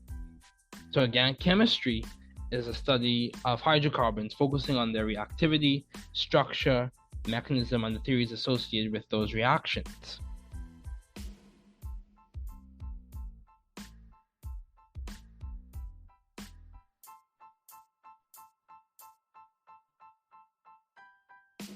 So there are 5 key ideas that you were exposed to in BGCSE chemistry: chemistry fundamentals, the mole concept, acids and bases, energy and speed changes, and applications of other types of chemistry.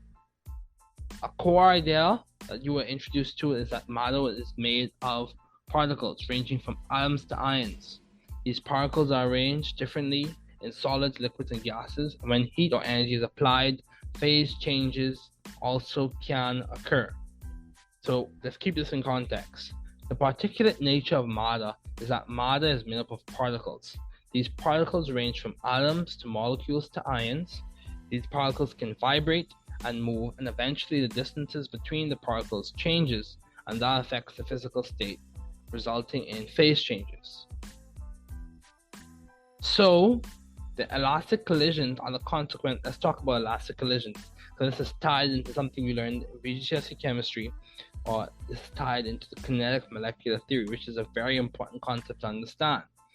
So elastic collisions, which occur ideally with particles when they contact each other, and they result in the conservation of momentum, or that momentum is conserved. The final momentum is equal to the initial momentum. It's almost like two good basketballs hitting each other. The elastic collisions are the consequence of applied stress or energetic transfer from or between particles. Elastic collisions occur ideally between particles, and this is a consequence of kinetic molecular theory.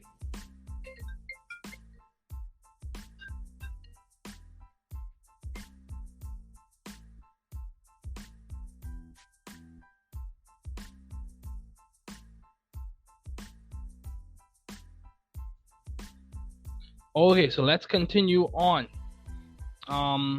With that in mind, let's talk about temperature. Temperature can be expressed as the average kinetic energy of a group of particles, atoms, molecules, or ions at a physical state. Temperature can be related to kinetic molecular theory, energy, and motion. The previous statement is true, since kinetic energy increases occur at the same time with motion, and that ideally results in increases of thermal energy. So let's keep going. Diffusion, so these are all tenets of kinetic molecular theory. Diffusion can be explained as the movement of particles down a gradient without external input of energy, the opposite of active transport. This is a consequence of the kinetic molecular theory, in that particles are in constant rapid motion, interacting with elastic collisions. Diffusion is physical state and temperature dependent. Diffusion is the movement of particles from high concentration to low concentration, or basically down a concentration gradient.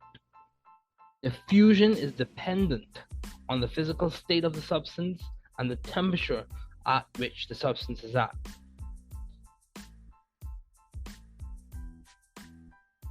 Okay. So in fact, it is a fact that solids, liquids, and gases are made up of particles, and each phase has a different arrangement of particles.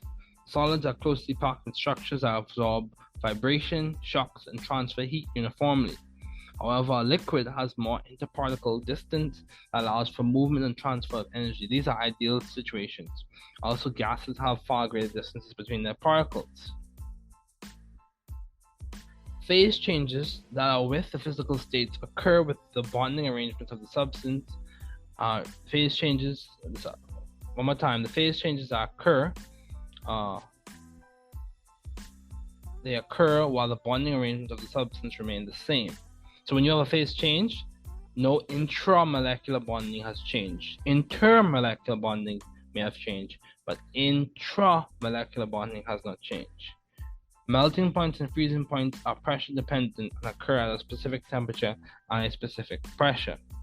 Liquefaction and condensation are both phase transitions that occur between gas and liquid states. However, liquefaction involves direct transition from a gas to a liquid. However, condensation involves transition of a gas to a liquid or a vapor to a liquid. So condensation is like a wider reaching term. So we discussed these already. Now let's discuss some of these key players, big players in atomic theory. There were several key players in the development of atomic theory. First was Democritus. He provided the ideas associated with the substances being composed of atoms, and these ideas originated with Leucippus. Second was Dalton. He provided the historical and descriptive framework for atomism, noting ideas mentioned earlier. Add to this were Boltzmann, who provided a probability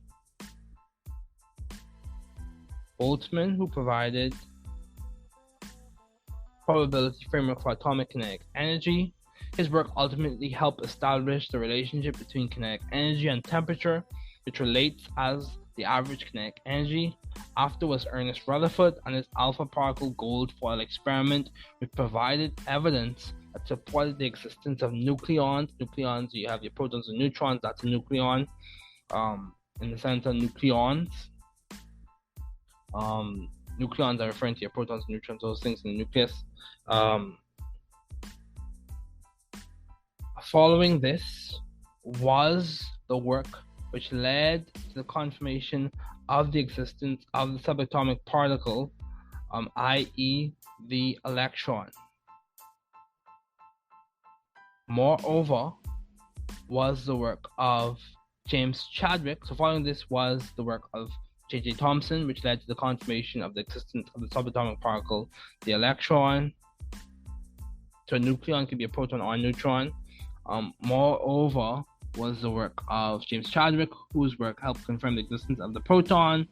Along with these pioneers was the work of Niels Bohr and his model we will discuss this semester, from which we obtained the Bohr model. Additionally, it is noted that Gilbert and Lewis aided in providing a noting system for electrons and their atoms, which as time progressed, added to the toolkit of organic chemists in describing mechanisms.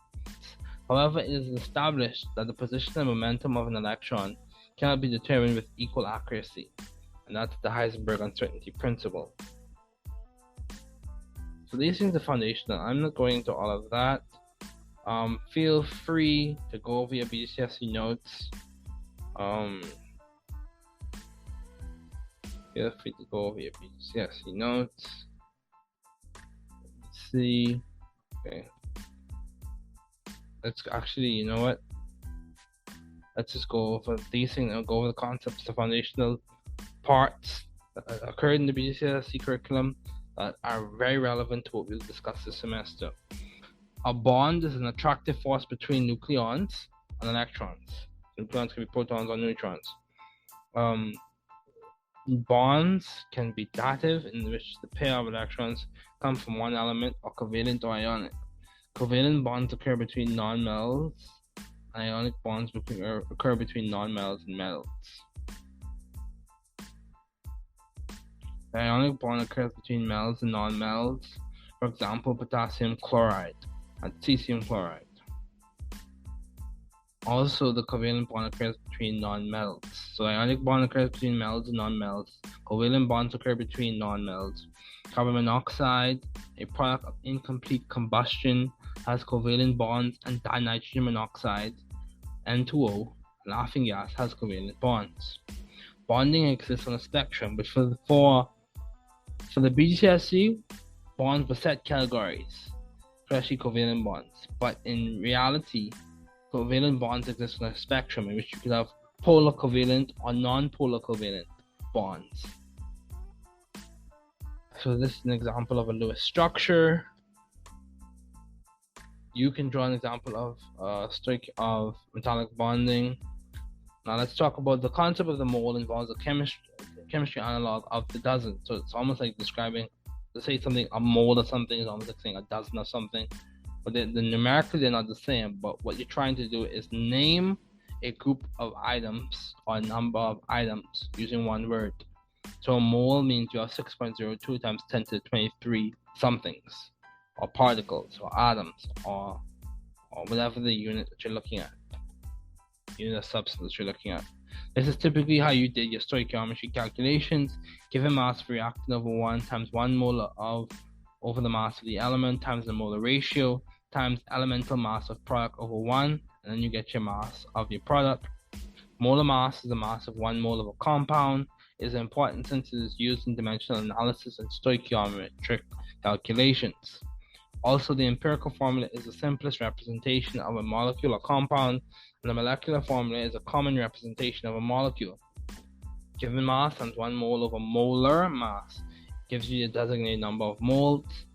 The number of moles, designated number of moles over the lowest number of moles equals empirical formula. Molecular formula is given mass over empirical formula mass, and that gives you a scale factor. The scale factor times the empirical formula gives you your molecular formula. Just remember, it's important to remember that 1 mole of a gas is RTP versus STP. RTP 24 liters per mole. That's the standard RTP, room temperature and pressure, in which you have this is the volume a gas occupies.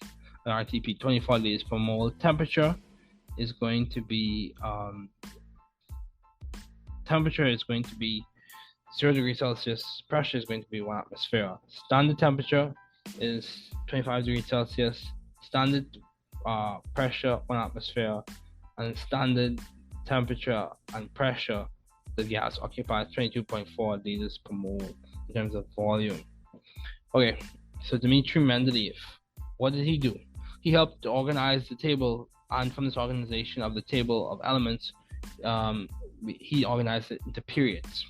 We know that the period number refers to the number of electron shells, and the group number, top of the columns, refers to the valency of the elements in the respective column. Okay, in the table you have 9 big ideas. Group 1 is alkaline metals like lithium. Group 2 is alkaline earth metals like magnesium. The middle section of the table is transition metals, followed by group 3, 4, 5, 6, which they're elements with different properties. Group 7 is halogens like fluorine, also group 8, also known as group 0, is noble gases. A note on solubility. Now we could go into all of this, but this is not completely relevant to what y'all will be doing this semester, so we will not discuss it. The valency of an element is the amount of electrons an atom will lose, gain, or share in order to become stable and achieve a ground state noble gas configuration. This idea is important because it is the basis of chemical reactivity and it influences the formation of bonds. It is relevant since it is in the periodic table. It can be obtained from the main group elements and the group number. So when you're writing formulas for ionic compounds or for polyatomic ions or ionic compounds, consider these general rules. Write the symbol, write the valency, exchange the valency for notation purposes, and write the formula with the exchange valency as the subscript. Extra information on naming and radicals. Naming varies depending on the class of compounds. For example, ionic compounds versus organic compounds. You also have radicals, which are atoms with unpaired electrons. For example, a chloride radical. We're not going into all of that. That's for organic chemistry, in which you have singlet, doublet, or triplet. We're going to talk about that. We're not talking about that type of notation, radical notation. But let's get back to what's relevant to us. You have your conservation laws, and it's important to know those. You have the different definitions, and I hinted at this when I started introducing acid-base ideas. You have, for the BGCSE, the most common definition was the Arrhenius definition, in which you have a base acid producing hydrogen ions in water and a base producing hydroxide ions in water. However, for many things, even in organic chemistry, we tend to look at the Bronsted-Lowry definition, in which an acid produces protons and a base accepts protons. There's also the Lewis definition that you will also look at in organic chemistry, which states that the acid accepts electrons and the base releases electrons. However, as stated earlier, the Arrhenius definitions were used in high school. Bronsted would typically be used in general chemistry, and Lewis definition and Bronsted would be used in organic chemistry.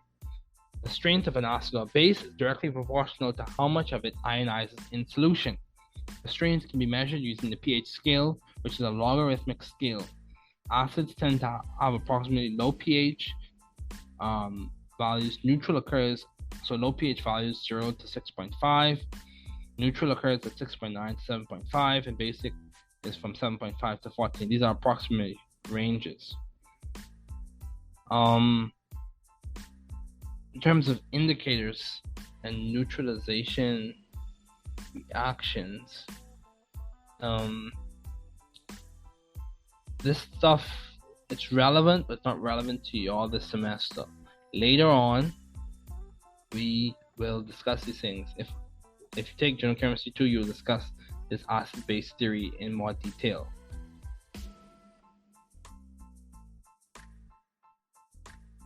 Okay. Le Chatelier's principle. That's for General Chemistry 2. General Chemistry 2. Okay. All the things. General Chemistry 2. Okay. So I just went through some BGCSE concepts with you. Now, let's look at the pocket. This is the pocket that I sent you. If you turn, this is the PowerPoint presentation in the pocket. If you turn to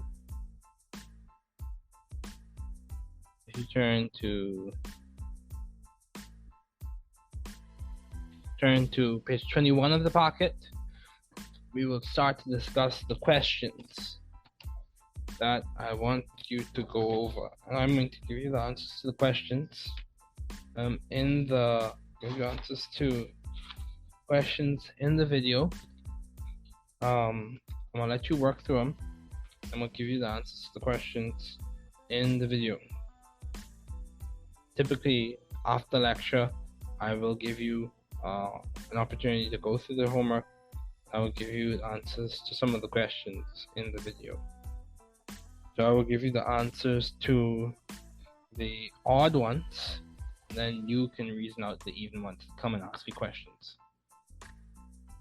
Do solids have a blank shape and are not appreciably blank? Answer A, definite, compressible. Answer B, definite, incompressible. Answer C, indefinite, compressible. Answer D, indefinite, incompressible. Answer E, sharp, convertible.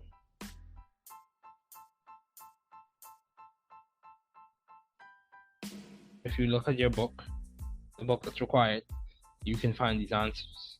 So don't depend on me to specifically give you the answers, but look in your book and take ownership of your learning. So for number 1, the answer is solids have a definite shape and are not appreciably compressible. So let's keep going. We look at number 3.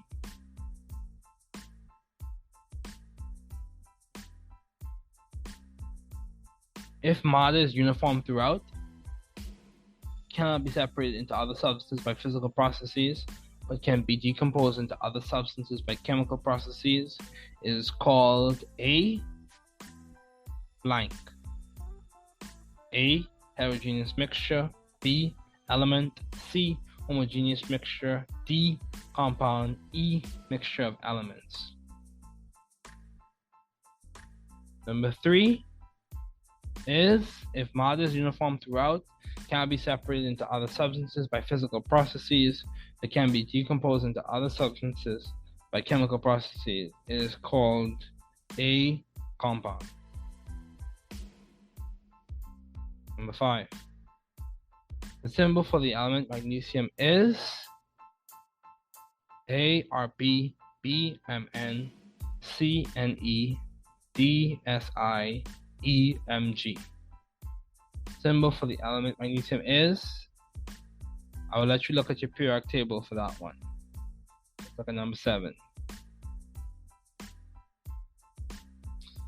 Number 7, a concise verbal statement or mathematical equation that summarizes a broad variety of observations and experiences is called a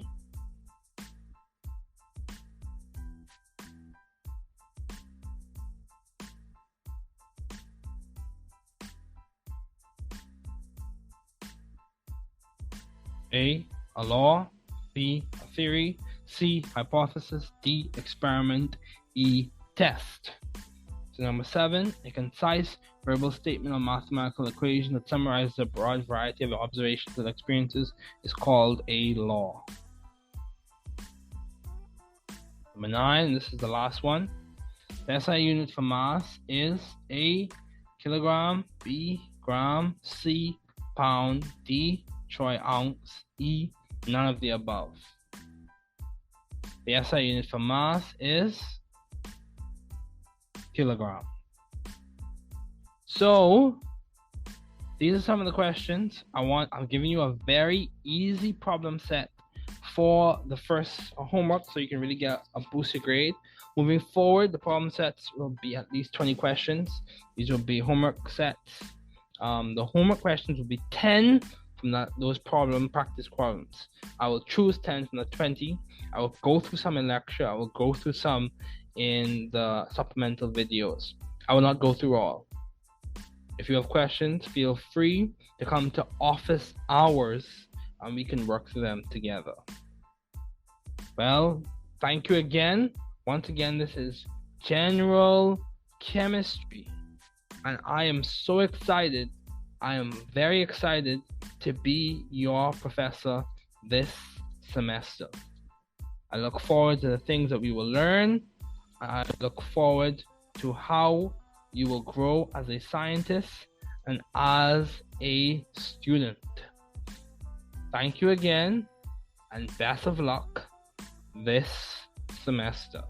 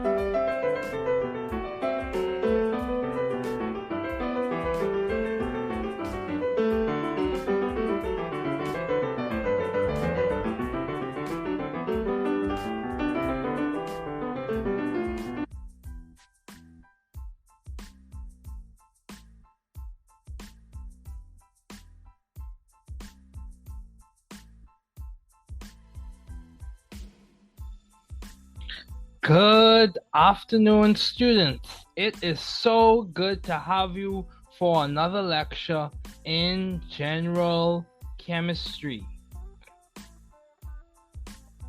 So, as I said earlier, this is a supplemental lecture, supplemental to what we will discuss in person, in class lecture. We will already discuss these things, so let's go on. So, now, after we've done our review, we've done the review, you've practiced the questions. I will give you some more practice questions in the upcoming lecture today. However, we're going to start to discuss wave-particle duality. So this is just the overview before we progress towards this topic. De Broglie's equation, lambda equals h over mv, where m is mass, v is velocity, and h is Planck's constant. So h is Planck's constant, m is mass, v is velocity, and lambda is the wavelength. De Broglie's work, Louis de Broglie's work, is applicable to all matter. All matter of mass m with velocity v would give rise to characteristic wave-like properties. Hence we have wave-particle duality. De Broglie published his theory, and within a few years the wave properties of the electron were demonstrated experimentally through the observation of diffraction of electrons within a crystal. Look up the Davis-Germer experiment. So just a quick recap as we progress towards this topic. So there are 4 types of reactions I want you to keep in mind. There are other types, other subtypes, but I want you to keep these 4 in mind. You have addition reactions in which you have A and B coming together to form a bond between A and B. A classic example of that is with a sodium cation and a chloride anion coming together to form sodium chloride. You also have decomposition reactions in which A bonded to B decomposes to form A plus B. That decomposition reaction, a classic example of that would be the electrolysis of water. So the electrolysis of water is a classic example of a decomposition reaction. Then you also have a single displacement reaction, in which you have A bonded to B plus C turns to A bonded to C plus B. A classic example of that would be an SN2 reaction, or a substitution reaction that's bimolecular. Fourth, a classic example of a double displacement reaction, in which you have A bonded to B plus C bonded to D turning to A bonded to D and C bonded to B. So that's a double displacement because 2 things are being displaced. A classic example of that is a precipitation reaction. So we discussed that already. Classic example of addition reactions is formation of an ionic compound, decomposition, electrolysis of water, single displacement reaction, an SN2 reaction, and a double displacement reaction, a precipitation reaction. So what we're going to talk about today, so the objectives for today. An overview of chapter 6, we will discuss the wave nature of light. We will learn that light, radiant energy or electromagnetic radiation, has wave-like properties, and so is characterized by wavelength, frequency, and speed. Point 2. For quantized energy and photons, we recognize that many different types of experiments indicate that electromagnetic radiation also has particle-like properties and can be described in terms of photons, particles of light.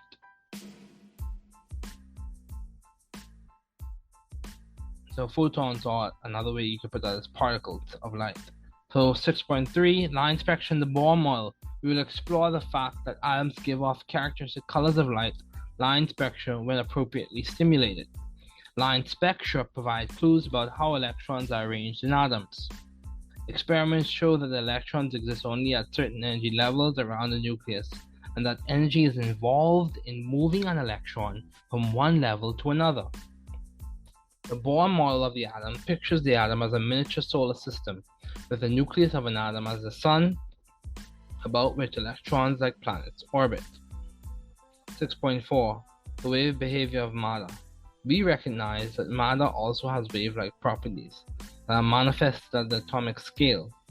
Because of the fundamental particle-wave duality of matter, it is impossible to determine simultaneously the exact position and the exact motion of an electron in an atom, and this is tied to or based in the Heisenberg uncertainty principle.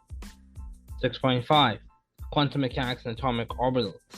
So these are the topics we will progress to later on, but the main one, so quantum mechanics and atomic orbitals, representations of orbitals, multi-electrons, many electrons in atoms, electron configurations and the periodic table. All of those things we'll discuss later on, but the main thing is we want to start discussing the wave-particle duality of matter.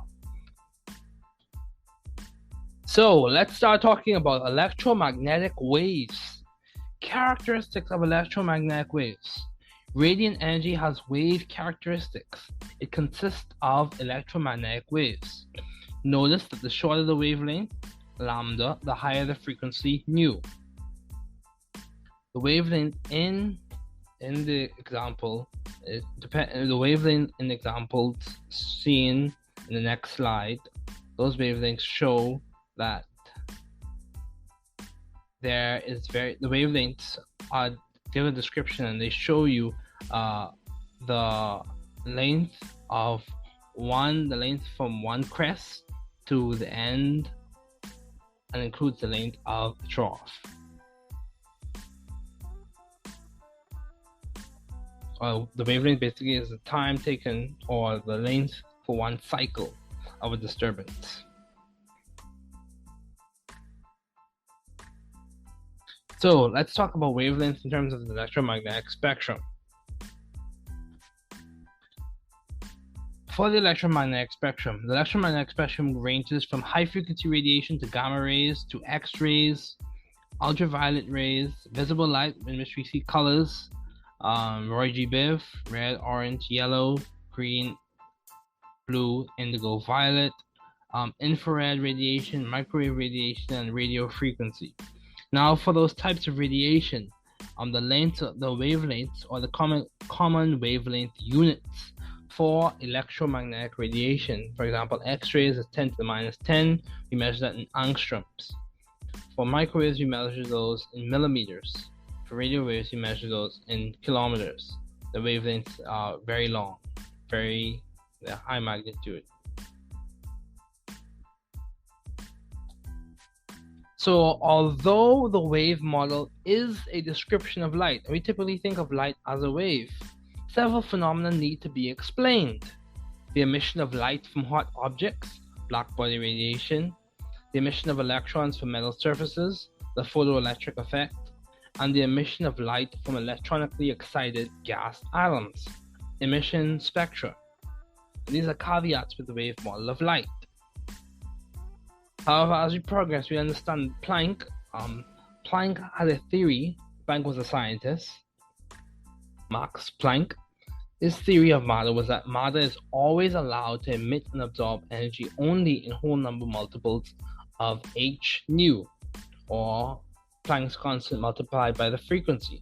And that equation is that constant, that value, that quanta, that is equal to the energy of the disturbance, such as hv, 2h nu, 2h nu, 3h nu, and so forth. If the quantity of energy emitted by an atom is 3h nu, for example, we say that 3 quanta of energy have been emitted. So he basically explained and supported the idea that energy, or light, for example, in this particular instance, is quantized. So I will give you some questions to practice. This is a good point in this lecture to pause the lecture and to practice questions on Planck's equation, which I will provide for you. So let's talk about the photoelectric effect. These are all key ideas that lead us towards understanding wave-particle duality. The photoelectric effect. When photons of sufficiently high energy strike a metal surface, electrons are emitted from the metal. The photoelectric effect is the basis of the photocell, and as seen in the diagram, in which you have an evacuated chamber, radiant energy hitting the metal surface, electrons striking the positive terminal, and it's picked up by a voltage source that has an indicator to it.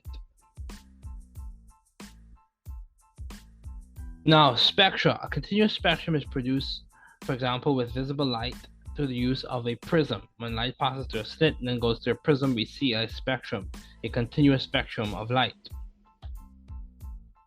So a spectrum produced when radiation from such sources is separated into its different wavelength components.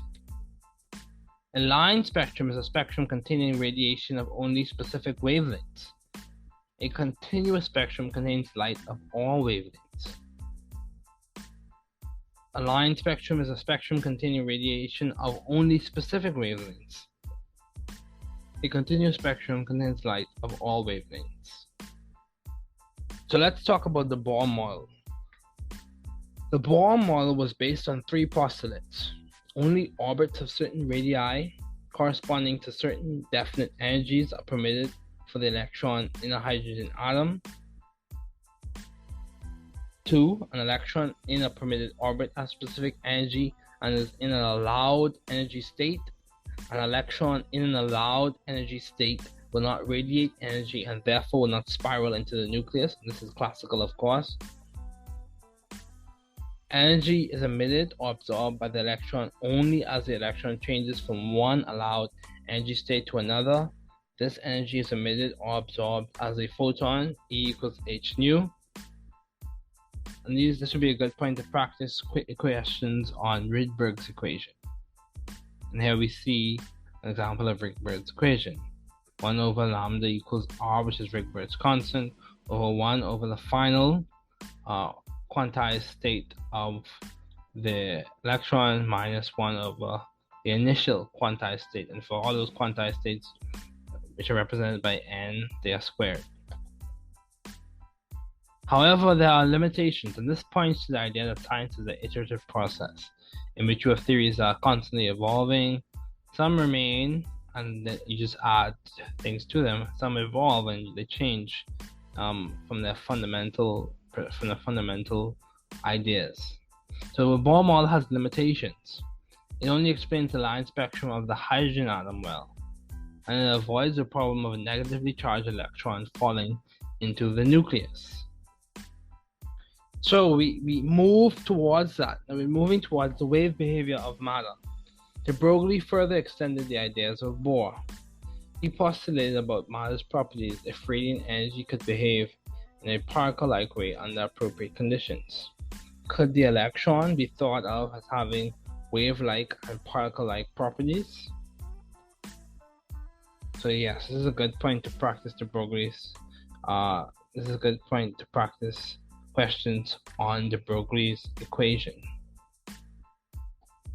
So let's go on to the other segment of the lecture.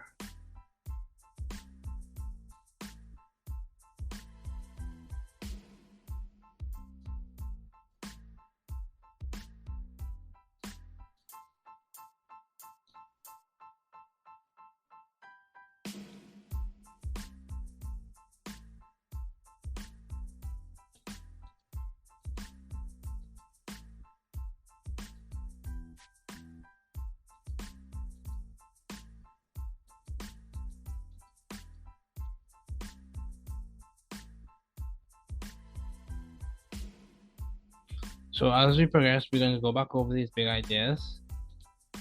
And then we're going to proceed forward with the lecture on quantum chemistry, basics of quantum chemistry.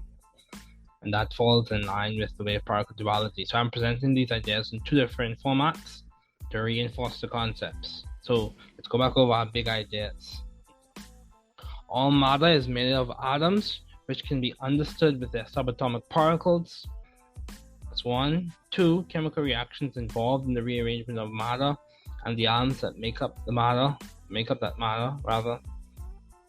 3. Each chemical reaction. Let me view full screen mode. There we go. Each chemical reaction is dependent on rate, equilibrium, atom proximity, and orientation. 4. Forces either intramolecular, so bonding, or intermolecular, explain the properties of the substance. 5. Equilibrium, rate, atom proximity, and molecular orientation in a chemical reaction are mathematically related. So, Let's just picture this. Picture this. There are these superheroes who are going to teach us about chemistry.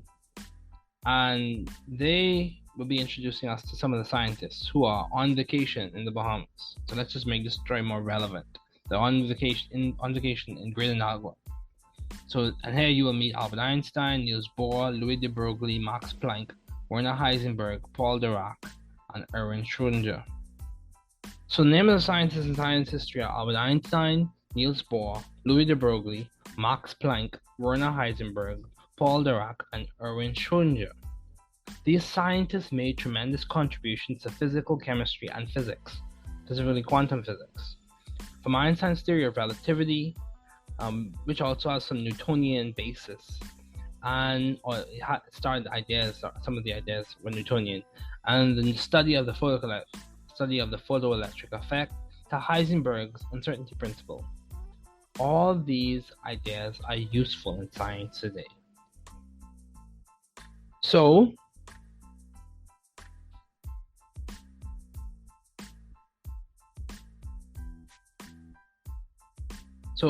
it's important for us to remember some key ideas. However, before we progress any further, I want you to take some time, do a little bit of research, pause the video, do a little bit of research, and study what these scientists did. It's easy to go on their Wikipedia page and check them out. These are very useful people to know about. So yeah, it'll be good. This is a good point to pause the video and to check out some of the leading scientists.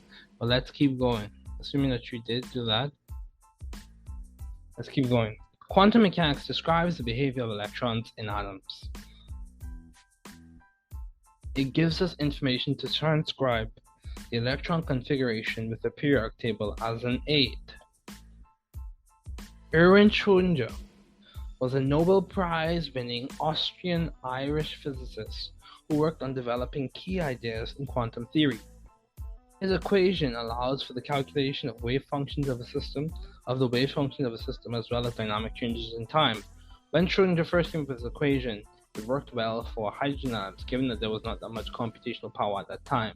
As computational power increased and improved, people really were able to see the prowess and the utility of Schrödinger's equation for all atoms. So, Erwin Schrödinger spent most of his life as an academic, winning the Nobel Prize in Physics in 1933, along with Paul Dirac.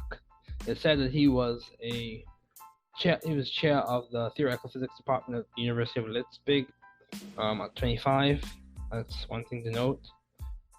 Very young academic and very successful in his career. Schrödinger's wave equation discovery in 1926. Wave equation discovery occurred in 1926, and it came about from being convinced that atomic spectra should be derived from eigenvalue problems. So here is an example of the non-relativistic version of the Schrödinger's equation. H bar d partial over partial t partial psi over partial t with respect or in terms of position and time. H bar squared over 2m partial squared over partial x squared plus v in respect to position and time multiplied by psi in respect to position and time. So that's an example of the non-relativistic version of the Schrödinger's equation. We don't need to use this equation or know this equation. It's just for you to know, be exposed to it, to see what this equation is that we find so useful today. The equation provides insights into the energy states of the electrons, known as eigenstates. So Schrödinger's equation. Schrödinger's equation results in many solutions, and each wave function has a corresponding orbital associated with it. The orbital and the respective electrons are specified by 4 quantum numbers: n, which is the principal quantum number; l, which is the angular quantum number; m sub l, which is the magnetic quantum number; and m sub s, which is the spin quantum number. H psi is equal to E psi otherwise known as Schrodinger's equation, is typically solved with a hydrogen atom. Matrix is a Hamiltonian times psi. Okay, so let's keep going. The principal quantum number is an integer value that describes the overall size and energy of an orbital. The energy associated with the orbital is negative because the electron's energy is lowered via Coulombic interactions with the nucleus. Also, n is the principal quantum number, L is the angular quantum number, m sub l is the magnetic quantum number, and m sub s is the spin quantum number. It is important to remember that orbitals have higher energy values, higher integer values for the principal quantum number.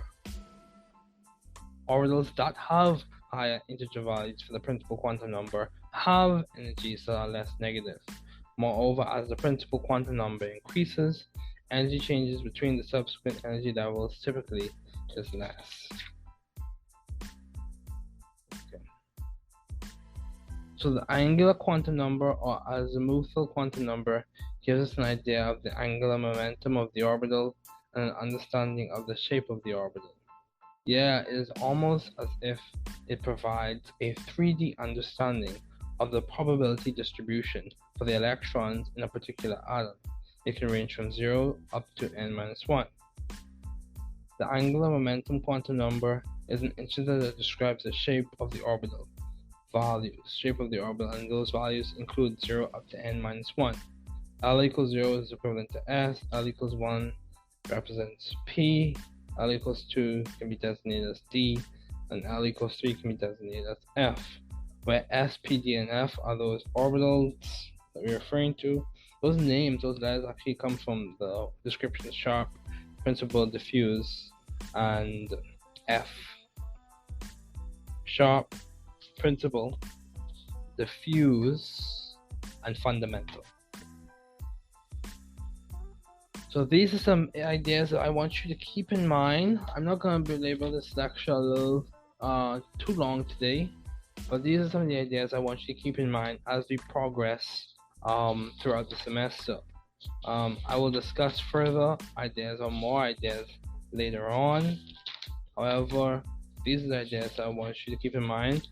Make sure you're practicing questions. Make sure you are getting your time in for your practice, because it will be useful and it's very important.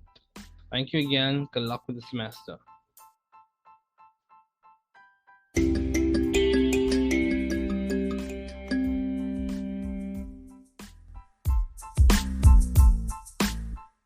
Thanks for listening to the podcast series The New Student Pharmacist, where we discuss chemistry and pharmacy, as well as leaders in pharmacy careers, community, and chemistry and pharmacy research. We encourage you to support the work we are doing and follow us on Spotify and Apple Podcasts by subscribing for free. We are so glad that you were able to tune in today. Note, the views on the podcast represent those of my guest, and I take care and all the best. These views do not reflect the guest or interviewee today. These are solely the views of the original podcast host. This is my Father's world. I rest me in the thought of rocks and trees, of skies and seas, his hands the wonders wrought. 2 Corinthians 5:20 We are therefore Christ's ambassadors, as though God were making his appeal through us. We implore you on Christ's behalf, be reconciled to God. With that in mind, if you are curious about the growing success or progress of the podcast host, or any of his guests who are persons of faith, here is an optional open invitation to hear the gospel. In the words of Tim Keller, here is the gospel, quotes this, the gospel is this: we are more sinful and flawed in ourselves than we ever dared believe, yet at the very same time we are more loved and accepted in Jesus Christ than we ever dared hope. So if you are interested, feel free to pray this prayer with me. Dear Lord Jesus, I know that I am a sinner, and I ask for your forgiveness. I believe you died for my sins and rose from the dead. I turn from my sins and invite you to come into my heart and life. I want to trust and follow you as my Lord and Savior. In your name. Amen. If you believe that, you are now saved and a child of God. Take care. God bless, and look for Bible-teaching churches or gospel-based churches to grow and develop in Christ.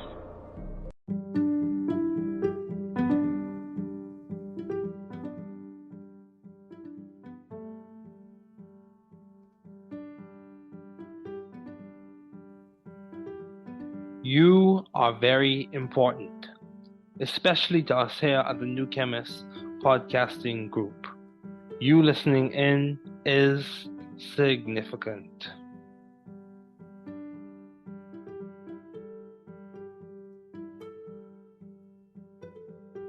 Vous êtes très important, surtout pour nous ici au New Chemist Podcasting Group.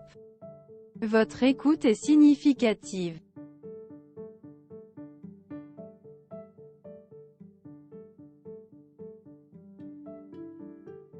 Usted es muy importante, especialmente para nosotros aquí en The New Chemist Podcasting Group. Usted escuchando, es significativo.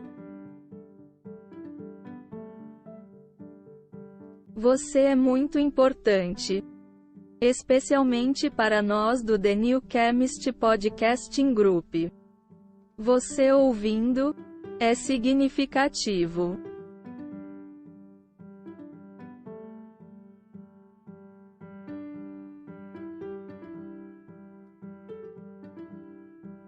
Είστε πολύ σημαντικοί, ειδικά για εμάς εδώ στο The New Chemist Podcasting Group. Το να ακούς είναι σημαντικό.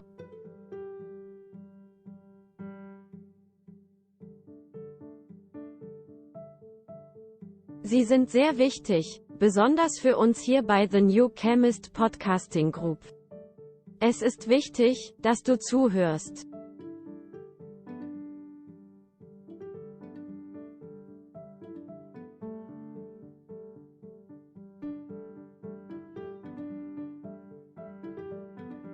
Je bent erg belangrijk, vooral voor ons hier bij The New Chemist Podcasting Group. Dat je meeluistert, is veelbetekenend. You are very important, especially to us here at the New Chemist Podcasting Group. You listening in is significant.